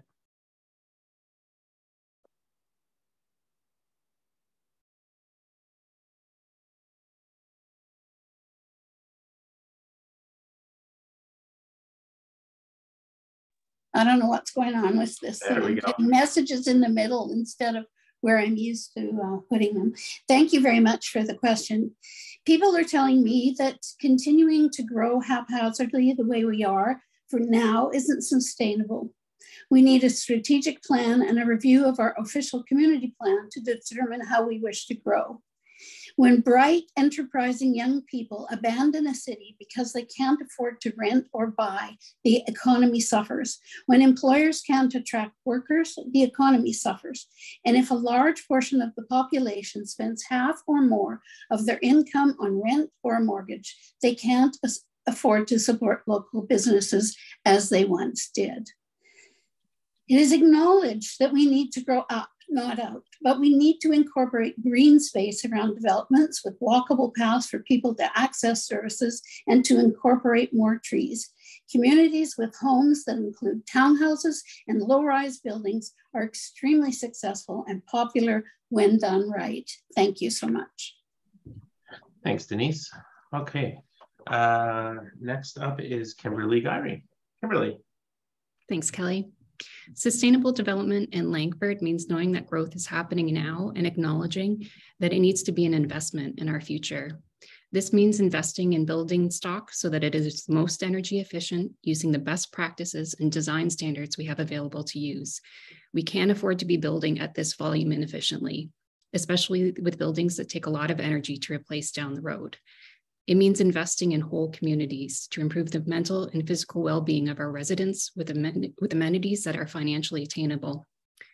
People should feel safe to explore their neighborhoods outside of a vehicle and to be able to fulfill their basic needs. Sustainable growth means balancing development with green space and the environment. It means knowing that protecting our natural environment is what supports a healthy community and a healthy economy. It means making decisions about land use that are investment into our future so that the parts of Langford that we love today are still available for our future generations. Thanks, Kimberly. Same question, Wendy Hobbs. Wendy, you have 1 minute. Hi, well, I'd like to think that it is my vision. I think that's a lot of the problem, what we're dealing with in Langford, is that it shouldn't be just councillors' visions. It should be the whole residents. So I really believe that we need to bring back our official community plan. It was talked about 4 years ago, yet nothing has happened. And now we've got some talk about it's going to happen in 2023. So I would like to tell you what I feel, but I would definitely like to hear from the residents.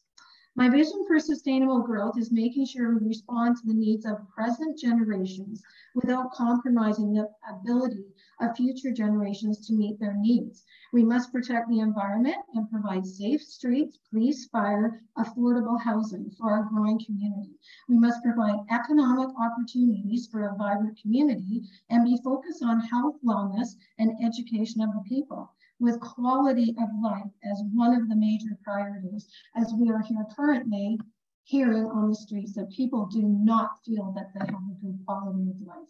So I look forward to seeing a new OCP done. Thank you. Thanks, Wendy. Up next, Mark Morley, same question, 1 minute. Thank you, Kelly. I really believe that the city of Langford is, we are progressing a little too fast. We've kind of outpaced ourselves. So what I'd like to see happen is the reduction of the current level of development to a manageable level. And this would allow our infrastructure to be analyzed and improved as required. And I'm pretty convinced, I'm sure this won't kill jobs, is most developments that are in progress, which is somewhere between 40 and 45 right now, when I last counted the Capital Daily map of developments in Langford, they're going to be in progress for the next 2 or 3 years. So there's plenty of jobs. And as we can slow that down a little bit, we can then, analyze and then switch over to developing the infrastructure. I'd also like to see the establishment of leadership in energy and environmental design certification become a mandatory requirement for any new developments being built. This is, you may have heard of LEED. The basic they have is a certification, and from there you can go up to bronze, silver, and gold. So the higher the level, the more energy efficient the building is, the more environmentally friendly the building is, the more it fits into its environment and where it's built. Something else I'd like to say. Thank you, Kelly. Thanks, Mark. Okay, final speaker for this question is Matt Salstrom. Matt. Thanks, Kelly. First of all, I'd just like to let Mark know that West Hills is almost a LEED standard community of 5,000 doors. But Langford has to keep building. We need to continue on the path of development. It's urban core and keep density and prevent community sprawl. This keeps our costs down, our taxes down. It creates resiliency in times of economic downturn. Langford needed housing, the region needed housing, and we stepped up to the plate. Langford did more than anybody, and you have to strike while the iron is hot. If we did not build what we have built in the last few years, housing prices would probably be around 30% higher, making it even more unaffordable for people.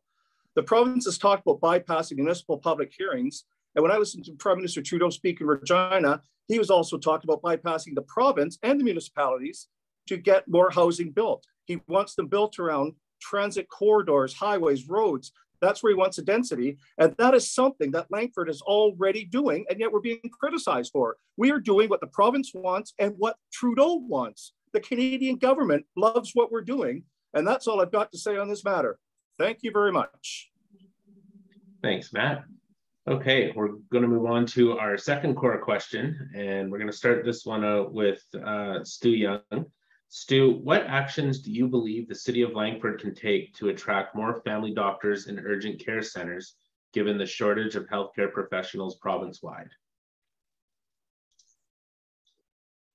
Well, right now we have a two-tier system in our country, and that's people that have doctors and the ones that don't. So the system's broken. We need to do a lot better from the provincial and federal level to make sure that everybody has the right to a doctor. We need to continue working with the province to provide incentives for doctors to work in our community. Waiving property tax fees, provide rental subsidies for their office spaces, and assist with administrative costs. The province needs to train more doctors and nurses and speed up the process of allowing international doctors and nurses to practice in Canada.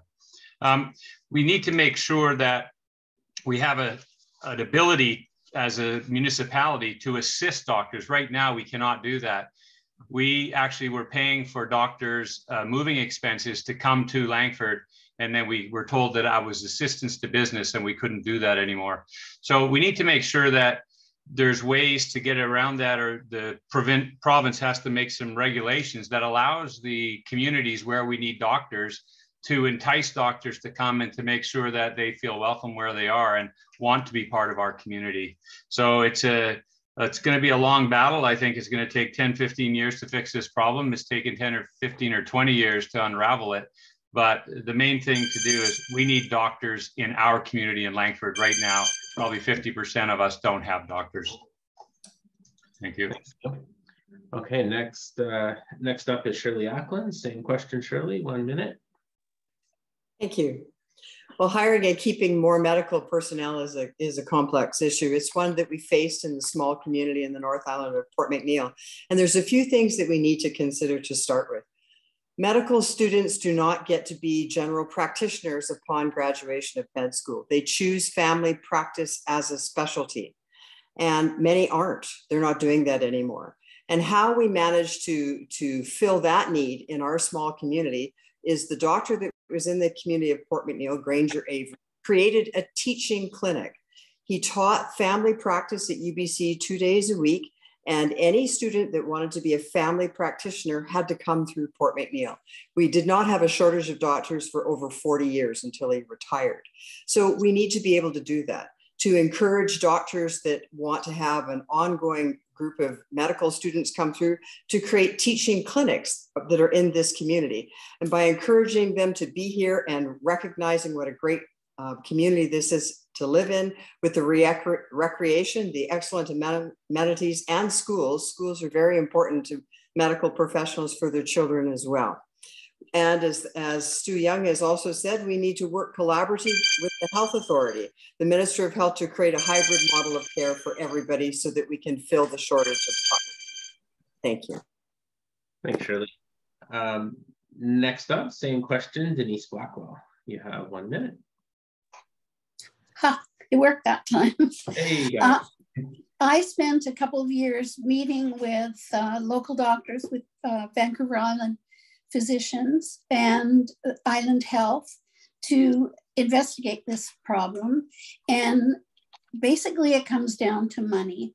Part of the problem is that family doctors go into hospitals, become hospitalists, and they get more money than your average doctor that has his own practice.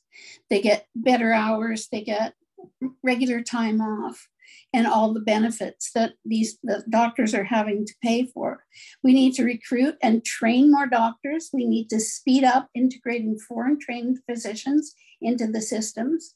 Wages must match those given to hospitalists, and continue opening and funding team-based care. Thank you. Thanks, Denise. Kimberly, you're up next. Same question. Thanks, Kelly. Our community is in a healthcare crisis where residents are finding significant challenges to accessing doctors. While our healthcare system is the responsibility of the province, I think there are a few things that we can do at the municipal level to help. One solution I've been thinking about is having housing available for doctors looking to establish a new practice. This takes some of the risk of securing a place to live off the shoulders of doctors coming into our community. They can stay while getting established, and then that same housing is available for locums coming in to cover doctors while they're on leave. We also have to be ready to assist nonprofits such as Shoreline Medical in the Peninsula if and when they are ready to establish in the West Shore.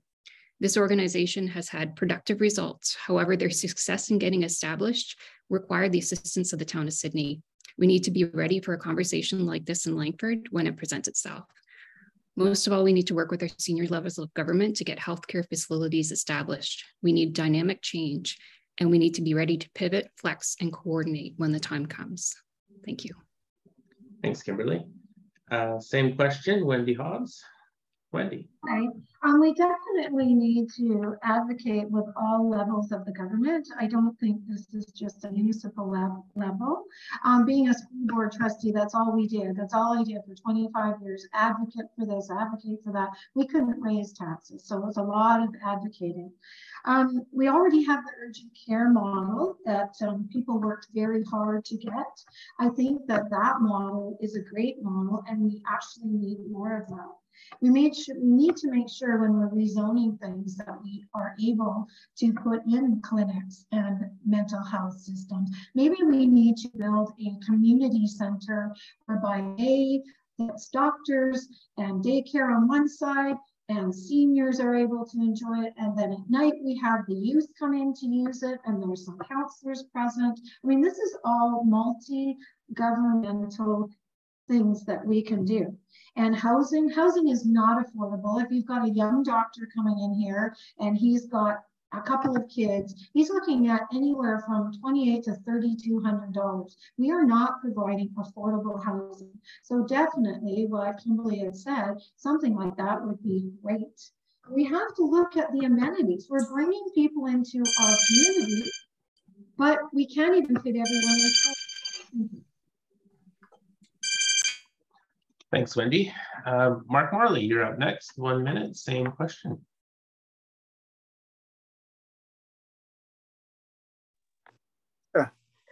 Thanks, Kelly. I had a little trouble with the microphone. Yeah, there's actually no simple solution to attracting doctors. And so far, everybody that's presented here has had very good ideas. But it is a provincial and federal responsibility. But maybe Langford can shoulder some of it in trying to attract general practitioners by offering to subsidize a portion of the student loan, a percentage of that owing, in exchange for a 2 to 5 year commitment, depending on how much has to be paid by the city or subsidized by the city. Also, the subsidization of the cost of the office space, the equipment that is required to run these general practice offices could also be looked at. Thank you. Thanks, Mark. Up next is Matt Salstrom. Matt, same question. This is a problem that a lot of people have been having for many, many years out here, like in the entire region. I came up with a plan about 3 years ago. We were at a retreat with senior staff and with council, and I came up with a plan. It was sort of like along our affordable housing model, where we could take money from developers and secure free clinic space for doctors. And hopefully we're going to be doing that under the new towers in Langford. One counselor at the meeting says, that's not a good idea, it won't work. And she was in charge of trying to find us doctors. And the chair of protective services at the time, when I mentioned this in front of everybody, she was more interested in rainbow crosswalks on Millstream Road. So I don't know where the minds were that day, but this will work. All we have to do is create a foundation through the city of Langford, and we can actually transfer money from developers to that foundation and secure free clinic space for doctors in Langford for the citizens of Langford. British Columbia, yes, we need some more money, and perhaps they could do something to lessen the tax burden or the financial burden on young people that want to become doctors at school. And the federal government, come on, we got doctors coming in from all over the world as immigrants, and the federal government will not let them practice. Let's cut the red tape, let's cut the ball, and get all doctors working. All humans are the same. Thank you very much. Thanks, Matt. Norma Stewart, you're the last one on this question, and you have 1 minute.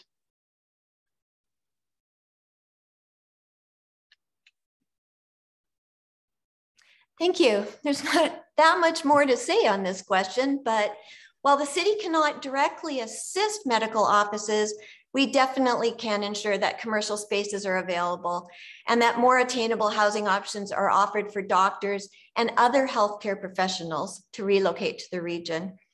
Also, working collaboratively with health authorities to create a hybrid model of care and a team approach to reduce medical burnout. We can also support their local students with bursaries as they do study in our area. They more or less will stay here. I have been working with the Saunders Family Foundation on their healthcare pilot projects that could form a playbook for the rest of the province. It was presented to the Ministry of Health today, and I look forward tomorrow to find out what happened. Thank you. Thanks, Norma. Okay, we're moving into our third core question. We're going to start off with Shirley Ackland. And Shirley, the third question is, how will you balance the needs and wants of residents for infrastructure and service improvements with ensuring a balanced budget and keeping taxes low? Thanks. Well, I think the key in that question is balance. Langford has managed to keep taxes affordable for its residents for the last 30 years, and it remains with some of the lowest taxes in the region. To continue to encourage investment and development in the city that is right for the residents and people here will improve the amenities and services for all of us. I think I told the mayor earlier that it's basically what comes out in your taxes as it's a show and tell of everything that the community has done and provided for Langford citizens with their property taxes. And it's a great way for citizens to visualize what their tax dollars are paying every year. And to me, it's a wonderful way to look at where we've come from over the last 4 years. And I think, again, I would encourage the balance and just stay the course. I think Langford has done a great job and we need to continue on that way. Thank you. Thanks, Shirley. Okay, same question to Denise. Denise.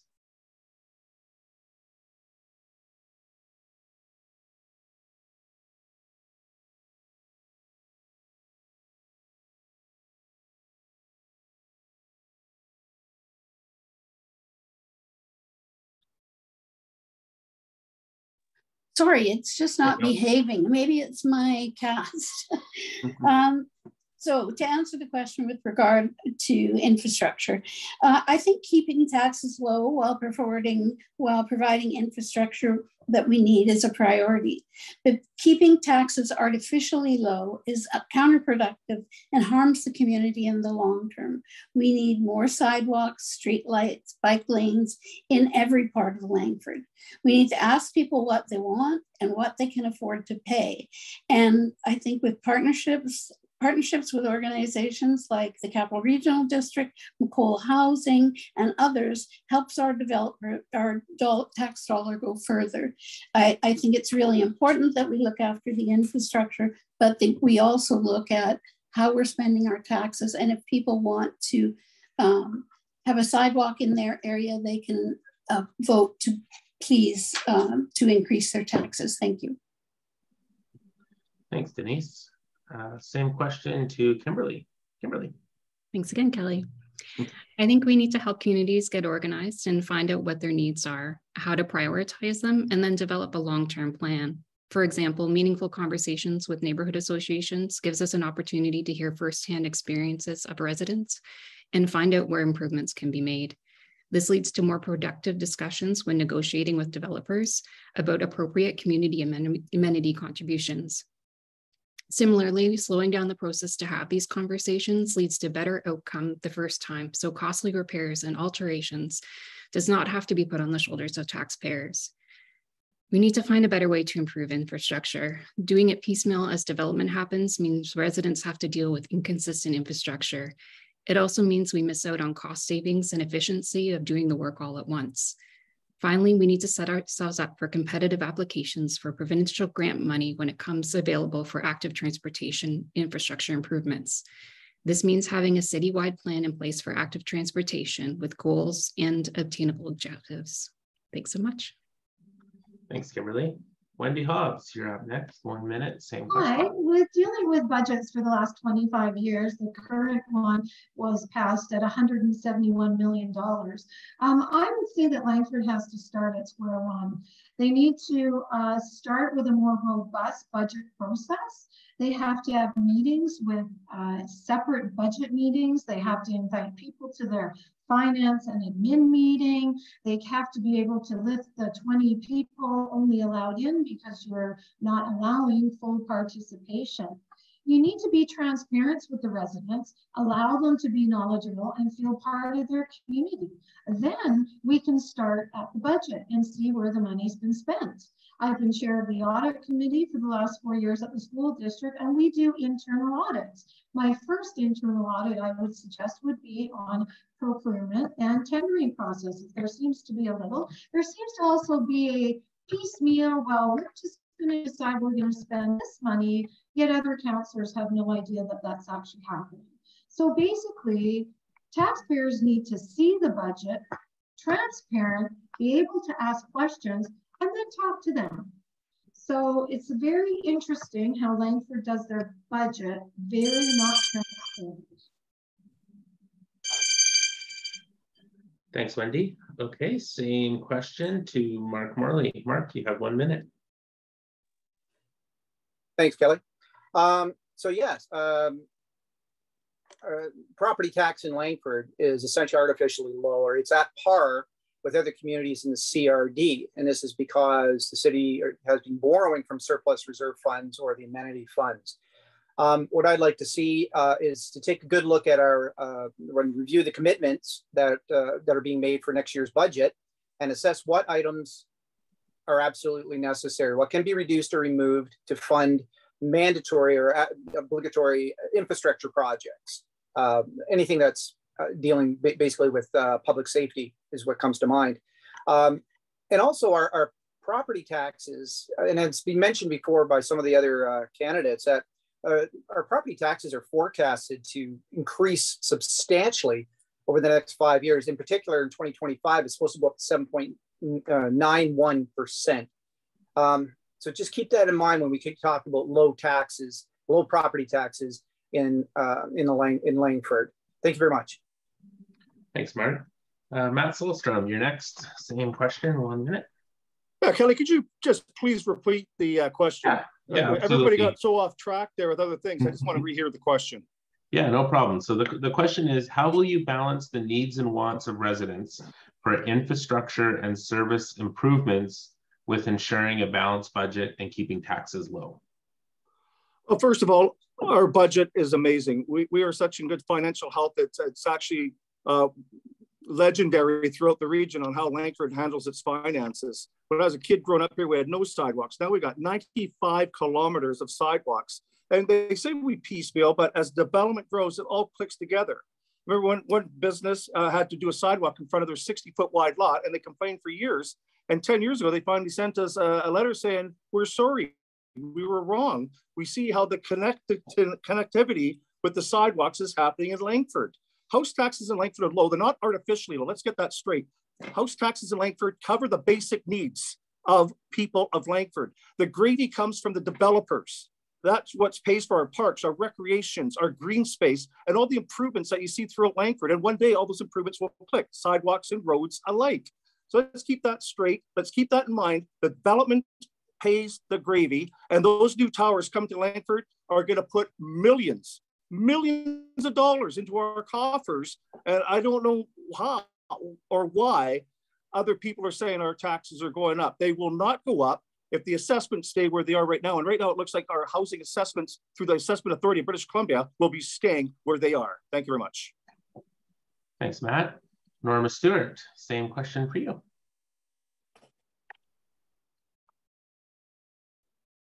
Thank you. Infrastructure improvements as a result of development are paid by development cost charges and amenity fees. Additionally, any development is required to provide frontage improvement, which includes sidewalks, streetlights, and either park dedication or cash in lieu of parkland of all subdivisions. This means that existing taxpayers are not paying for any improvements or upgrades required to accommodate development. Also, city staff work really hard to keep our short and long-term plans on budget by applying for grants. Local governments must build resilience to be able to pivot and adapt to unforeseen changes. And the city of Langford will continue to do that. Thank you. Thanks, Norma. And finally, the same question for Stu Young. Stu, you have 1 minute. Thank you. Well, the average tax increase in Langford has been 2% on average for the last 30 years. So all this talk about, not having enough money for the future, well, that was discussed like 20 years ago, 30 years ago, and staff have done a great job in Langford. If we slow or stop development, there will be less revenue. And that hurts the residential tax bases because residential tax bases will go up. So the golden goose here, as Matt said, and the gravy is actually when development occurs in Langford, new businesses, new industrial land for businesses to occupy, all of the things that create jobs for Langford, homes for people that they can afford. So those people have a job in Langford, good paying jobs. That's really important. The other thing we did is, knowing there's a recession coming here, we have to all be very cognizant and very careful not to actually stop development or slow it down so that basically you lose those jobs, because it's already slowing down out there. Banks, it's harder to get mortgages now. The interest rate's going up. Inflation's at 8%. This is just like 2010 when we had to struggle through job losses in Langford, people losing their houses, and that's what's coming up. So, you know, Community First Langford, we've got an experienced team that has dealt with this before, and it's not a pie in the sky ideas that have no money or financial attachment to it. It costs money to run a city of 50,000 people, and we will keep our taxes low. And that 5% is just an average of what the staff said, because you have to say what it's going to be in the future, but that's with no growth revenue. That is strictly 5%. Thanks, Stu.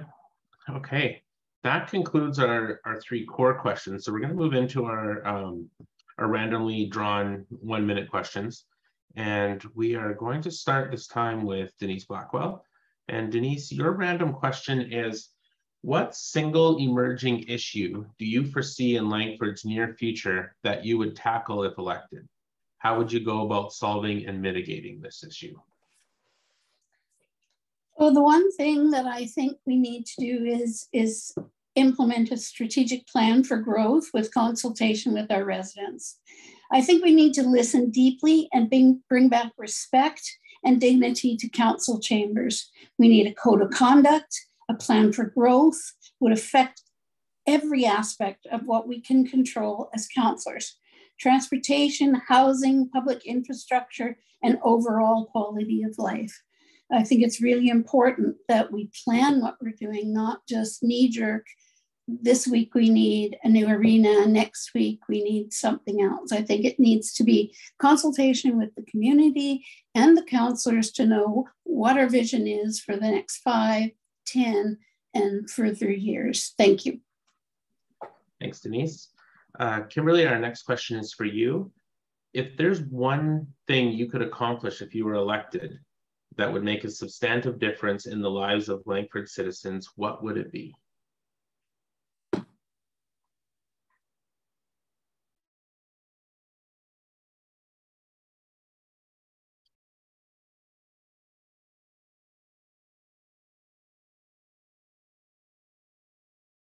There we are.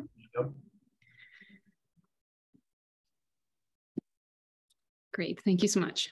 Langford is growing fast, and while most residents seem to embrace the growth, they are also feeling disconnected with how their communities are changing. I want to improve resident engagement through transparency and in diversifying our engagement opportunities. Most importantly, I want to empower the formation of neighborhood associations and give them space at the table when it comes to development. I want a more open, more formal opportunities for developers to engage with communities that they are investing in. This way, communities can talk about what defines their neighborhood, what defines its character, and what makes it their home, so we can preserve and celebrate those features as we grow. Finally, we can create a plan to fill those gaps that the community needs.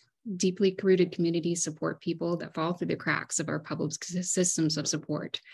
They also advocate for things to have something better. Strong communities make our society resilient, vibrant, and healthy, and I will do everything I can to support this and help reinforce and prioritize communities in Langford. Thanks. Thanks, Kimberly. Okay, next question is for Wendy. And this is your question. Wendy, recruiting and retaining top talent at all levels of an organization seems to be a very common theme among businesses in the West Shore. In addition to affordability and healthcare, people are looking for robust community services, such as childcare options, youth engagement programs, after-school programs, and family support programs. What can we do as a community of leaders to add such beneficial recruitment and retention features to our regional offering for workers? Absolutely. Well, majority of the time, the recruitment, when people come, they have families. And there's lots of areas that can be improved for families in Langford. Again, I already mentioned a wonderful community center that would have daycare before, after, a senior center for lots of people have to bring their in-laws with them. We have to make sure that there is truly affordable housing. I'm really, there is not affordable housing for families. People are leaving. I've talked to people who have said, I've moved here and I'm leaving because I literally can't afford the rent. So we can work with the school district as they are working with the government for before and after daycares too. And again, for teenagers, we need something for teenagers, a youth center, senior center, daycare center, mental health center, and even a clinic would definitely make the lives better, and more recreation. A lot of people can't get their kids into soccer, baseball, swimming lessons. They're on the internet at 6 in the morning trying to get on, and majority of people can't even get swimming lessons. So it's definitely, we have to provide family first community. Thank you. Thanks, Wendy. Next question is for Mark.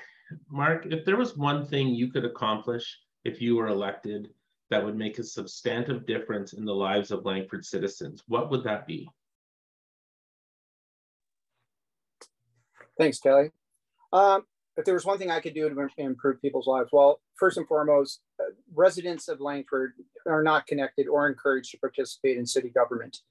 I really believe that community involvement and participation at City Hall through open communication, promoting transparency of government decisions and actions. So our residents really need to be considered as stakeholders in Langford and not just they live here, they're just going to have to deal with what we're doing. Thank you. Thanks, Mark.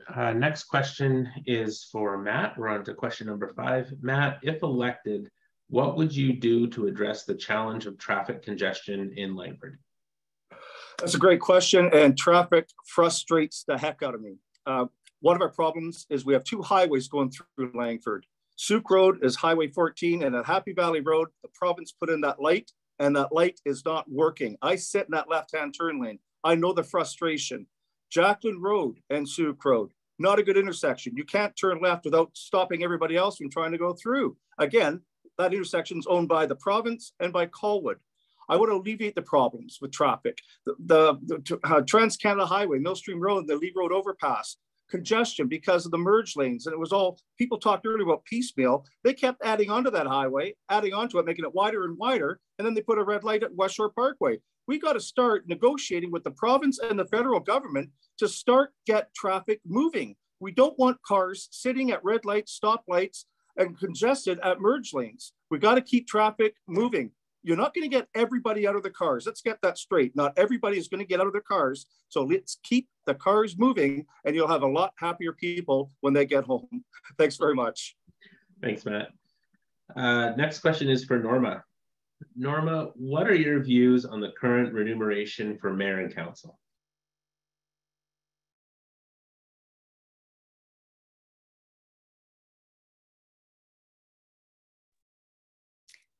Thank you. I don't think anyone should take a job as a municipal councillor for the, or don't think anyone takes it for the pay. However, there is considerable time and effort invested on behalf of our community. Remuneration does compensate for this effort. I volunteered on Planning, Zoning, and Affordable Housing Committee for 12 years in the Agricultural Committee, and there was no remuneration. It was a public service, and I felt good about doing it, but there are some costs, and we need to keep up with the legislation. Thank you. Thanks, Norma. Question number 7 is for Stu Young. Stu, what steps would you take to improve access to arts and cultural opportunities in the West Shore?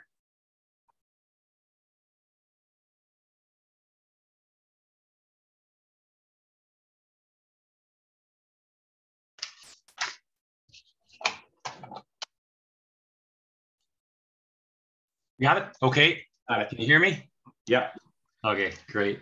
Well, we're committed to building a theater, and that's going to really help the downtown core, especially with the announcement of the university. So we're looking at combining, those two units together to make sure that we actually have a vibrant downtown core and a place for the students to actually work on and have the use of that facility during the day so it doesn't sit empty. You know, we also, Langford has given the new university $375,000 to allow students to access the arts and culture programs. And that's $75,000 a year for 5 years. And this year we opened up Langford Station, which is for artisans, and that's been fairly successful too. So we're doing things to try and get arts and culture, but also get the youth involved in that. And we're doing great on the sports. You know, the Y is an excellent place for kids to go. They have the, you know, the music studio and lessons there, as well as great programs for kids and families there as well. I know it's tough out there. Most of the places are having a hard time getting employees to work in these facilities. But, you know, things are going to improve now. I think, you know, that COVID is kind of sort of being able to live with. It's not over yet, and we will still protect the public in our public meetings from that. But we'll make sure that arts and culture is a priority. And we're at 50,000 people now, so we actually have the revenue and the money to be able to build arts and cultural facilities. And we should do it throughout the West Shore, so all of us work together on that. Thank you. Thanks, Stu. Okay, last question in this round is for Shirley. Shirley, where do you stand on the ENN railway re-implementation? Oh, getting the ENN up and running would be a huge boon to the West Shore communities to end the gridlock travel into Victoria's downtown core for sure. Currently, there's no railway bridge that would take it across the Blue Bridge as there used to be, but with a collaborative agreement with BC Transit, we may make a huge difference in traffic congestion by getting people to work on the ENN to travel to Victoria. And traffic doesn't all start in Vancouver, but as a shoulder or community to Victoria, it's the main thoroughfare to the downtown core. Other options could also be to have bus routes or people that could travel the ENN and then get a bus to take them to their work as they were there. It gets cars off the road. It reduces traffic congestion. The ENN was actually the poster child of small railway traffic on Vancouver Island. And I'm sorry to see it stop. I remember it was still running, and I would be thrilled to see it up and running. And thanks to Lanny Seaton on his tremendous work in that regard. Thanks. Thanks, Shirley. Okay, so all our candidates in Group B have now had a chance to answer one round of random questions. So we're going to do one more round. And just to prove these questions are random, I have that really long one to read out again. So I'm going to read this one out. Denise, we're starting with you. And here's the question. Recruiting and retraining top talent at all levels of an organization seems to be a very common theme among businesses in the West Shore. In addition to affordability and healthcare, people are looking for robust community services such as childcare options, youth engagement programs, after-school programs, and family support programs. What can we do as a community of leaders to add such beneficial recruitment and retention features to our regional offering for workers?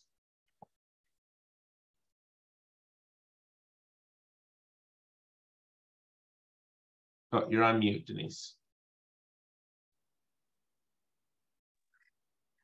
Sorry.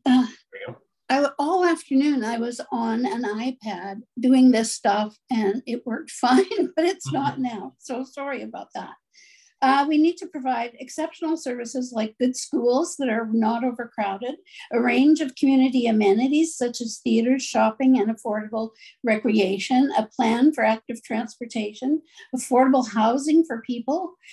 When bright, enterprising young people abandon a city because they can't afford to rent or buy, the economy suffers. When employers can't attract workers, the economy suffers. And if a large portion of the population spends half or more of their income on rent or mortgage, they can't afford to support local businesses as they once did.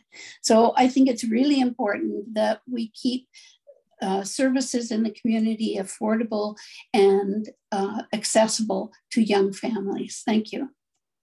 Thanks, Denise. Kimberly, you're up next, and our question for you is, both average home purchase and rental costs are high across the region. how do you propose to bring more affordable housing to Langford?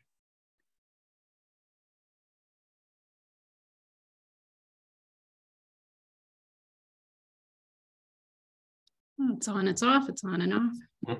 Got it. Okay. Housing affordability has become a regional problem, and adding to the stock of housing will not give us a complete solution.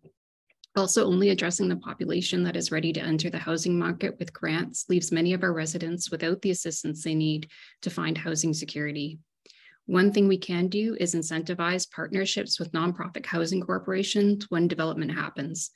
Not only does this diversify housing and provide more affordable units, it tends to lead to a higher quality building stock as nonprofits lean towards higher efficiency when building new.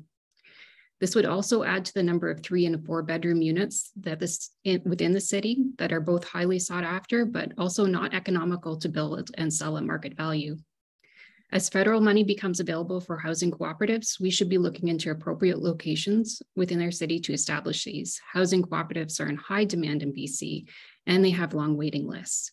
We need diverse options going forward if we are going to tackle affordability efficiently.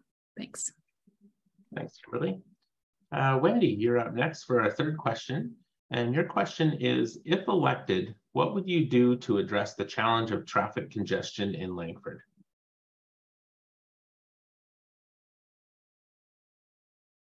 Well, number one, I wouldn't do what current council is doing. I believe that they need to bring in a consultant, a third party to look at all of our roads, all of our congestion, see how things are done. I sat 4 times waiting to get through Happy Valley, Sioux Road, Glen Lake Road today. Since that light has gone in, there's been many, many complaints about that. So I've decided that if I was in council, as I have done as the audit committee chair in the school district, that I would like to see it more of like a wholesome report done on our roads and our lights and everything that people are complaining about, because it took me 40 minutes to get from Happy Valley to John Stubbs School, and then I had to go up to Spencer. That has just happened since June. So our roadways are not keeping up with development, and I think we need a third party to actually help us out and see how we can improve this. Thanks, Wendy. All right, we're going to go long tonight because of this question continuing to come up, but Mark, here we go again. This question is for you. Recruiting and retaining top talent at all levels of an organization seems to be a very common theme among businesses in the West Shore. In addition to affordability and healthcare, people are looking for robust community services such as childcare options, youth engagement programs, after-school programs, and family support programs. What can we do as a community of leaders to add such beneficial recruitment and retention features to our regional offering for workers? Thanks, Kelly. Could I get another spin on the wheel for that one? One thing I think we should be doing is providing more spaces for the after school care, after school programs, teen programs, and childcare services. And we could accomplish that by building more community centers in our city, which we don't have any of. I know we have one over at the hockey arena, which has a big sign on it, says it's a community center, but really, it's not a community center that I'm used to. I lived in Winnipeg for a number of years, and every 10 blocks had a really nice community center. You could rent it out to birthday parties, weddings, but it also had classrooms available. So a lot of people are having childcare services, after school programs, drop-in centers. There was also programs to help teenagers. So I think by actually investing in these, we can really attract more people to come and say, well, hey, there's a community center in that neighborhood. I think I'd like to live in that neighborhood because look at all the amenities that it offers to kids and for adults. Great, thanks, Mark. Okay, question number 5 is for Matt Salstrom. Matt, if elected, how will you meaningfully engage with the various communities in Langford, including young voters and marginalized groups? I'd invite young people to come and join committees. I've already encouraged my daughter, who's 16 and a half years old, as soon as she is able and gets out of school, to get into municipal politics, to get in to see the inner workings. Taxpayers that pay in municipalities, that is the most important people to vote for. The federal, nice vote. The province, nice vote. Your money is directly affected by the municipality in which you vote in. Young people need to get out, understand how the cogs all come together in their city that they want to stay in, live in, and work in, and understand how it works so they can help make it work. Fresh ideas are fantastic from the young people. My daughter was in school a few years ago there at Happy Valley, and they had a mock election. It was fantastic. And she talked about it for quite a long time. So I would engage younger people, neighborhoods. I love the associations. I grew up in Thetis Heights. Thetis Heights Association, what was it called? The Phelps Subdivision Ratepayers Association back then. And we've got the Goldstream Meadows Association, Happy Valley. So it's fantastic. We can get representatives from all of those associations to sit around a round table. We're going to get something done and we'll make people happy. Thank you very much. Thanks, Matt. Okay, next question is for Norma. Norma, both average home purchase and rental costs are high across the region. How do you propose to bring more affordable housing to Langford? Great. We have already implemented the Attainable Housing Program for multifamily dwellings. Housing affordability is also the product of efficient approvals, density, and flexibility of design. Reducing red tape also helps with housing costs. Keeping taxes low is also critical to affordable home ownership and rental rates. I'm also interested in seeing more larger multi-generational houses created. These are homes where elderly parents can share the house with their kids. There's a lot of savings that can be had by sharing the costs of running a household. You're looking at one property tax, one house insurance, one utility, and you can share the cars. When the grandparent is at home, they can do the grocery shopping. They can look after the grandchildren, eliminate the daycare. Otherwise, you've got the kids that can now look after the elderly parents. It's all not just about the roof over your head. It's about the affordability of everyday living that I'm totally interested in. Thank you. Thanks, Norma. Okay, question number 7 is for Stu Young. Stu, if elected, how will you meaningfully engage with the various communities in Langford, including young voters and marginalized groups? Well, first off, what we would do is continue to do what we're doing with our community engagement, especially with our staff, when we're talking about recreation, when we're talking about the important things that kids need to be a part of in our community. We have a Y there with a pool that we support, and a lot of youth use that. City Center Park is used well by youth. You know, it's really important to make sure that everybody recognizes what's out there for them. And probably what we can do is look at from our last recreation open house that we had, be able to send that out to everybody and say, this is how, or what was said. And a lot of the youth were there with their families, putting stickers on dots of where they're supposed to be, you know, what they would like to see. So a lot of it is just working with the groups that we have already in Langford, and working with Yachuca as well, which has youth programs down there as well. So we are a part of Yachuca. We are a 50% plus shareholder in that. So we do have recreation services and youth services throughout the West Shore, and we could partner with the other municipalities if we want to bring in new programs.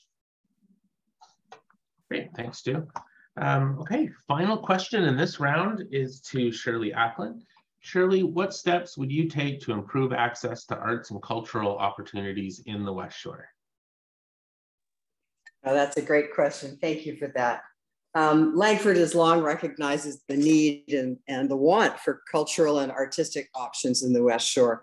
We're committed to bringing a theater that will be the center of the arts and culture of the city, and working in partnership with School District 62 in Beecher Bay First Nations. Langford will support all cultural and artistic ventures, and hopefully in the future provide a scholarship to the students that are wishing to further their education in the arts. Young people doing that is wonderful. And I think we all recognize that art, whether it's painting, sculpting, theater, dance, or song, really fills the community's soul. So we're committed to ensuring that arts and culture is a significant center of this community. Thanks. Thanks, Shirley, and thank you to all the candidates. That completes our round of random questions, and it's now time to move into closing statements. So we're going to invite our Group A back to join us, and we're going to go through closing statements from everyone. Everyone is going to get 1 minute. We're going to start with our mayoral candidates first, and then followed by our councillor candidates alphabetically by last name. So to start off, I'd like to invite Scott Goodmanson. Scott, you have 1 minute for a closing statement.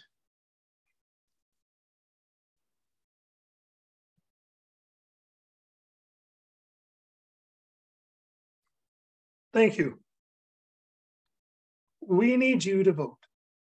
City Hall needs to know how you feel, and you can do that in just over 2 weeks with your vote. I want to know what the residents of Langford want and need in their city. I want to lead a new culture in City Hall where residents feel safe to come in and feel listened to, understood, and most of all, respected. No one should ever be afraid to come into City Hall and speak in chambers, ever. Not a councillor, and certainly most of all, not a member of the public. We work for you, not the other way around. You make the decisions by telling us what you want. Our job is to take those decisions and foster them to positive growth for the future. As they told us in my Air Cadet days, rulers rule, but leaders lead. Thank you. You can see me at goodmanson.ca. Thanks, Scott. Okay, I'd like to invite Stu Young for your closing statements, and you have 1 minute. Thank you. There's lots of things that we've done over the past 30 years. When I first became mayor, there was no internet, Facebook, Twitter, or Instagram. I don't know if that's a good thing or a bad thing, but it sure has changed political campaigns. I stand on my record. We have created over 15,000 jobs in Langford, increased our businesses from 3% to 30% of our taxation revenue, therefore lowering the property taxes for residents. We will continue to roll out the red carpet for business to create jobs for residents of Langford. Under Todd Preston and the great work of his RCMP staff, our crime rate has gone down for the last 2 years in a row. The operations of our fire department under Chief Audrey and the staff are second to none. We live in one of the safest communities in BC, and we should all be proud of the work of our first responders to keep us safe. Our parks and trails have won national and international awards. Our ice arena won an international award as the most environmentally designed arena with geothermal heating and cooling, and heats the homes in West Hills neighborhood. We have attracted government offices and will continue to do so, and we have announced the new Royal Roads University downtown Langford campus. We have attracted tech companies to Langford, and one of the newest is Plexus, which is building a $40 million office in downtown West Hills. These additions to Langford's economy diversity will have alleviate the traffic problem and congestions for commuters that would normally have to travel to downtown Victoria or UVic. Langford is now an economic powerhouse in the region, creating thousands of jobs for our residents, helping them realize their dream of eventually owning a home in Langford. Thank you. Thanks, Stu. Okay, we're going to move into our councillor candidates. We're starting with Shirley Ackland. Shirley, you have 1 minute. Thank you. It's been a pleasure to answer your questions and have an opportunity to respond to give you a sense of my commitment. I've heard the concerns that have been brought forward, some about development going too fast or residents not being heard. And I want to affirm that I'm committed to improving the communications within council and with the greater community. Residents do need to have timely answers to their issues, and our team, Community First Lang, is committed to doing just that. Most of us in the middle of a reno, it can be a bit frustrating. But if the end is in sight and the issues dealt with in a timely manner, yeah, it's better for everyone that way. I also want to affirm that I'm a very direct communicator. I'm not someone who goes along without asking questions or without giving a different opinion. I will offer alternatives when I see there may be another way to accomplish something, but I can disagree without being disagreeable. And I always work collaboratively because the best solutions are the ones found with everyone at the table participating. Community First Langford is the team that will work together and will work for you. Thank you for your time, and I hope we can count on your support. Thanks, Shirley. Up next, Denise Blackwell. You have 1 minute for a closing statement. Thank you. Expectations of residents have changed. The old belief that representative democracy absolves the responsibility of residents has changed. In a digital era, the opposite is true. Council needs to be more transparent and deliver more opportunities for greater and more respectful dialogue. Residents want the confidence that they, not the development community, come first. I want to thank the Chamber for hosting this event and all the participants for attending and presenting their thoughts. When you vote on October the 15th, please consider Denise Blackwell for one of your votes. Thank you very much and good night. Thanks, Denise. Kimberly Guiry, you're up next. Thanks, Kelly. Thank you so much to the WestShore Chamber of Commerce for your energy and for providing this space for candidates to share their ideas and values with the public. And thank you so much for everyone that's listening and or viewing this forum at a later time. 2.5 hours is no joke, and your investment in the democratic process as to be an informed voter is admirable. At the door, I've discovered that residents love Langford. However, immediately after saying how much they love where they live, there's frequently a but. Something has changed over the past few years that has an impact on their ability to feel fulfilled in the city that they call home. As our population grows, we also have to grow in how we govern. Our award-winning city needs to investment from all parties if we're going to continue on the same trajectory. We need to pivot and dig into the needs of our communities and protect our natural environment. With plans in place and progressive policies, we can meet those needs efficiently and effectively. I hope you will join me for this important opportunity for growth and building Langford together on October 15th and vote for me, Kimberly Guiry. Thank you so much. Thank you, Kimberly. Up next, Colby Harder. Colby, you have 1 minute.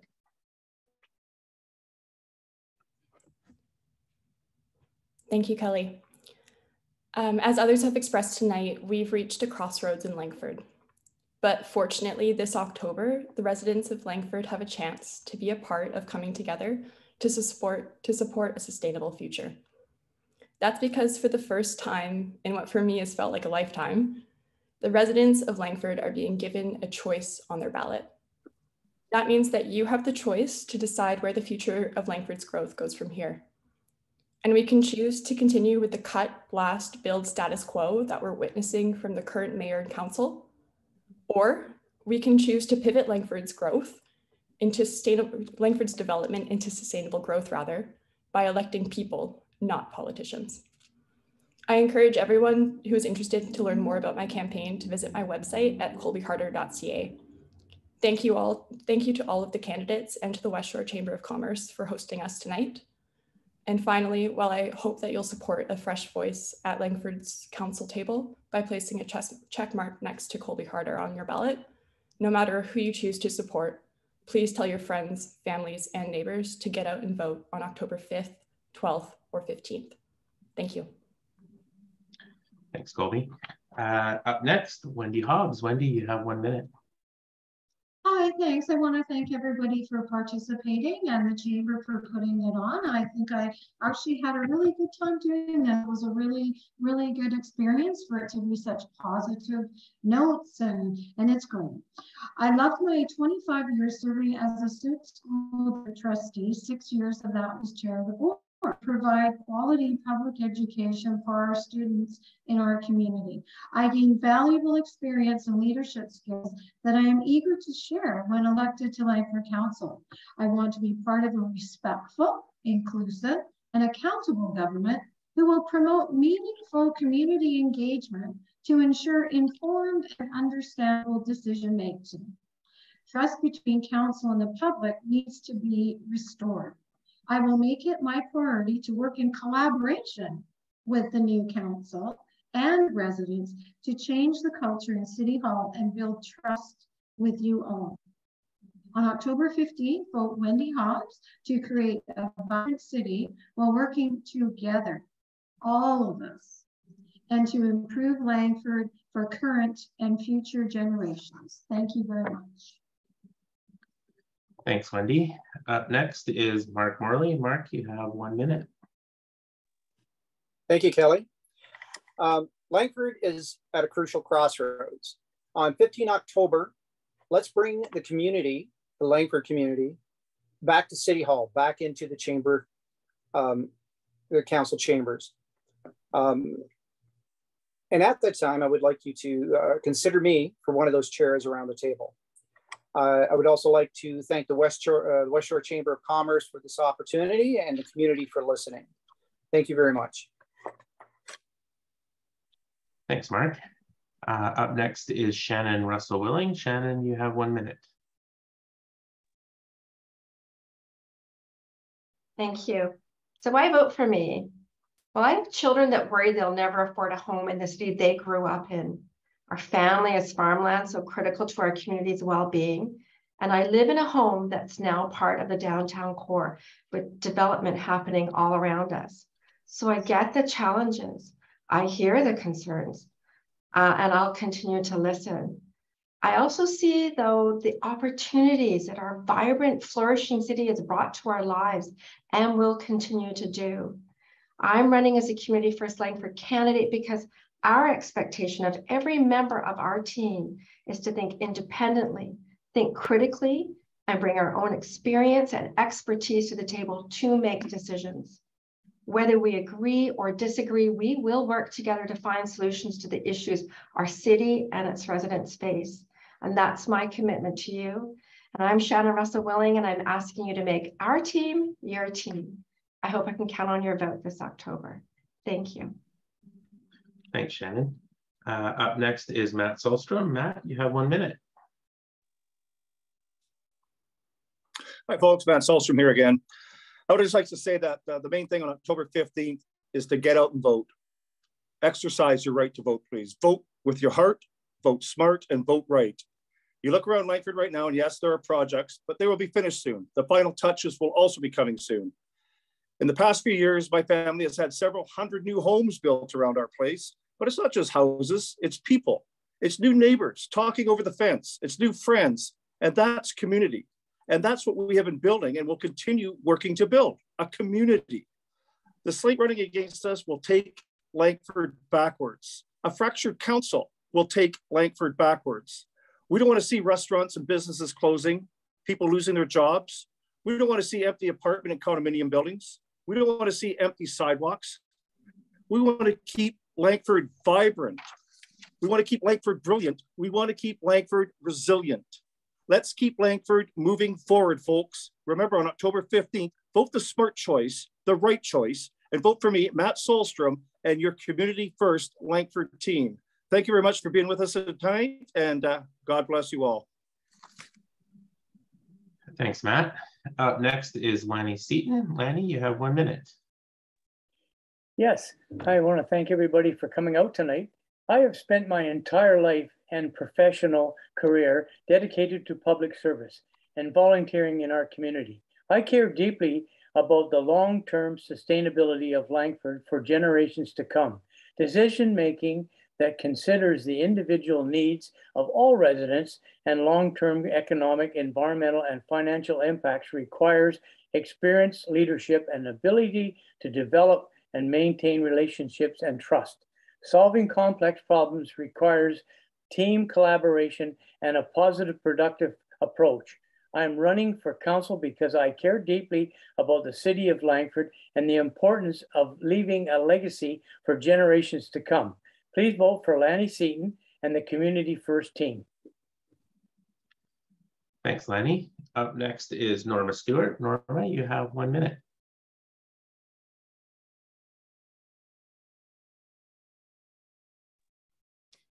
Thank you. I'm running for re-election because of the love that I have for the city of Langford, the community that I've been fortunate enough to call home for over 50 years. I'm seeking a second term so I can continue my efforts in moving Langford forward, building for tomorrow. As we all know, Langford has undergone an amazing transformation, and with this growth has come jobs and housing opportunities the ability to work, live, and play in your own community. Unfortunately, we're hearing daily of recession, inflation, rising interest rates, and the lack of doctors. Now more than ever is the time to move forward with an experienced team to maintain continuity and momentum. I'm confident that Mayor Young and the Community First team can keep Langford inclusive, vibrant, strong, and resilient. On October the 15th, please vote for me, Norma Stewart, and the Community First team. Thank you. Thanks, Norma. Up next is Lillian Szpak. Lillian, you have 1 minute. Oh, thanks so much. I'd like to thank the Chamber for hosting us tonight. Thank you for doing that once again. You're always there for us. And I'd like to thank our residents for paying attention, because it has been a long evening, but you need to inform yourselves. Now, what I heard tonight from the mayor's slate, I heard a lot of playing on people's fears, which is, I think, to justify growth at any cost, but there's no mention of a plan. Also, nothing about looking through the lens of climate change with all of the decisions that we're going to be making. So, you know, I needed to make that point. So I'm very proud of Langford. I'm very proud of the community that we've built, but now we're at a crossroads and we really need to pause. We need to hit the pause button for a little bit. We're not running a business. This is a community. We want to be proud of what we have, but with that pause, we're going to consult with our community, ask Langford residents what they want their community to be over the next 30 years or so. So I'm looking forward to continuing to stand up for you, to be your voice at the table, to work for you, together with you over the next 4 years. So thank you so much for your support. Thanks, Lillian. Up next is Roger Wade. Roger, you have 1 minute. Thank you. I want to thank everyone that took time out of their busy schedules to participate in tonight's forum. Langford is a great place to live, work, play, and learn. We have worked very hard to make this happen. Our job is not finished yet. I have been around for a long time. I'm still very passionate and motivated about where I live and for the people that I represent. We all have choices. So on October 15th, vote for experience and vote for Roger Wade and your Community First Langford team. Thank you and good night to all. Thanks, Roger. Up next is Mary Wagner. Mary, you have 1 minute for your closing statement. Hi, thanks for this opportunity tonight to engage with the public. My election catchphrase is bringing balance to Langford. I chose that because I feel we are out of balance. My priorities on council include sustainable growth, protecting the environment, and making sure decisions are based on community engagement. These values are shared by the other Langford Now candidates as well. The public should have a clear vision of where we are headed with the strategic plan, transportation plan, parks plan, and an overhaul of the official community plan, where the residents of Langford have been included in the planning process. And then those plans should be followed. I will work for increased climate action to ensure the Langford of tomorrow is climate resilient and continues to be a great place to live. I will collaborate with businesses, nonprofits, charities, other levels of government to ensure healthy, safe communities. The people of Langford deserve to be represented by councillors who want to engage and put the public interest first. I will bring a strong community voice to council. My full platform is available on my website at maryforlangford.ca, and it would be my privilege to serve the people of Langford, and I hope you will vote for Mary Wagner and other Langford Now candidates to bring balanced voices to council that will put your needs first. Thank you. Thanks, Mary. And up next is Keith Yakucha. Keith, you have 1 minute for your closing statement. Yeah, thank you. And thanks to everyone for joining us tonight. It's been a great event. We've heard a lot tonight about what's been done over the last 30 years, but only from a few of us have we touched on the concerns of Langford residents and a plan to move forward. I believe the biggest difference that we can make is through a new mayor and council this October 15th. A change to a council that will actually listen to Langford residents and businesses, irrespective of where they are or how long they've been there. A change to a council that will actually put the communities in Langford first. If you want to ensure that your voice will be heard beyond the election date, be sure to vote for Keith Yacucha and the Langford Now candidates this fall.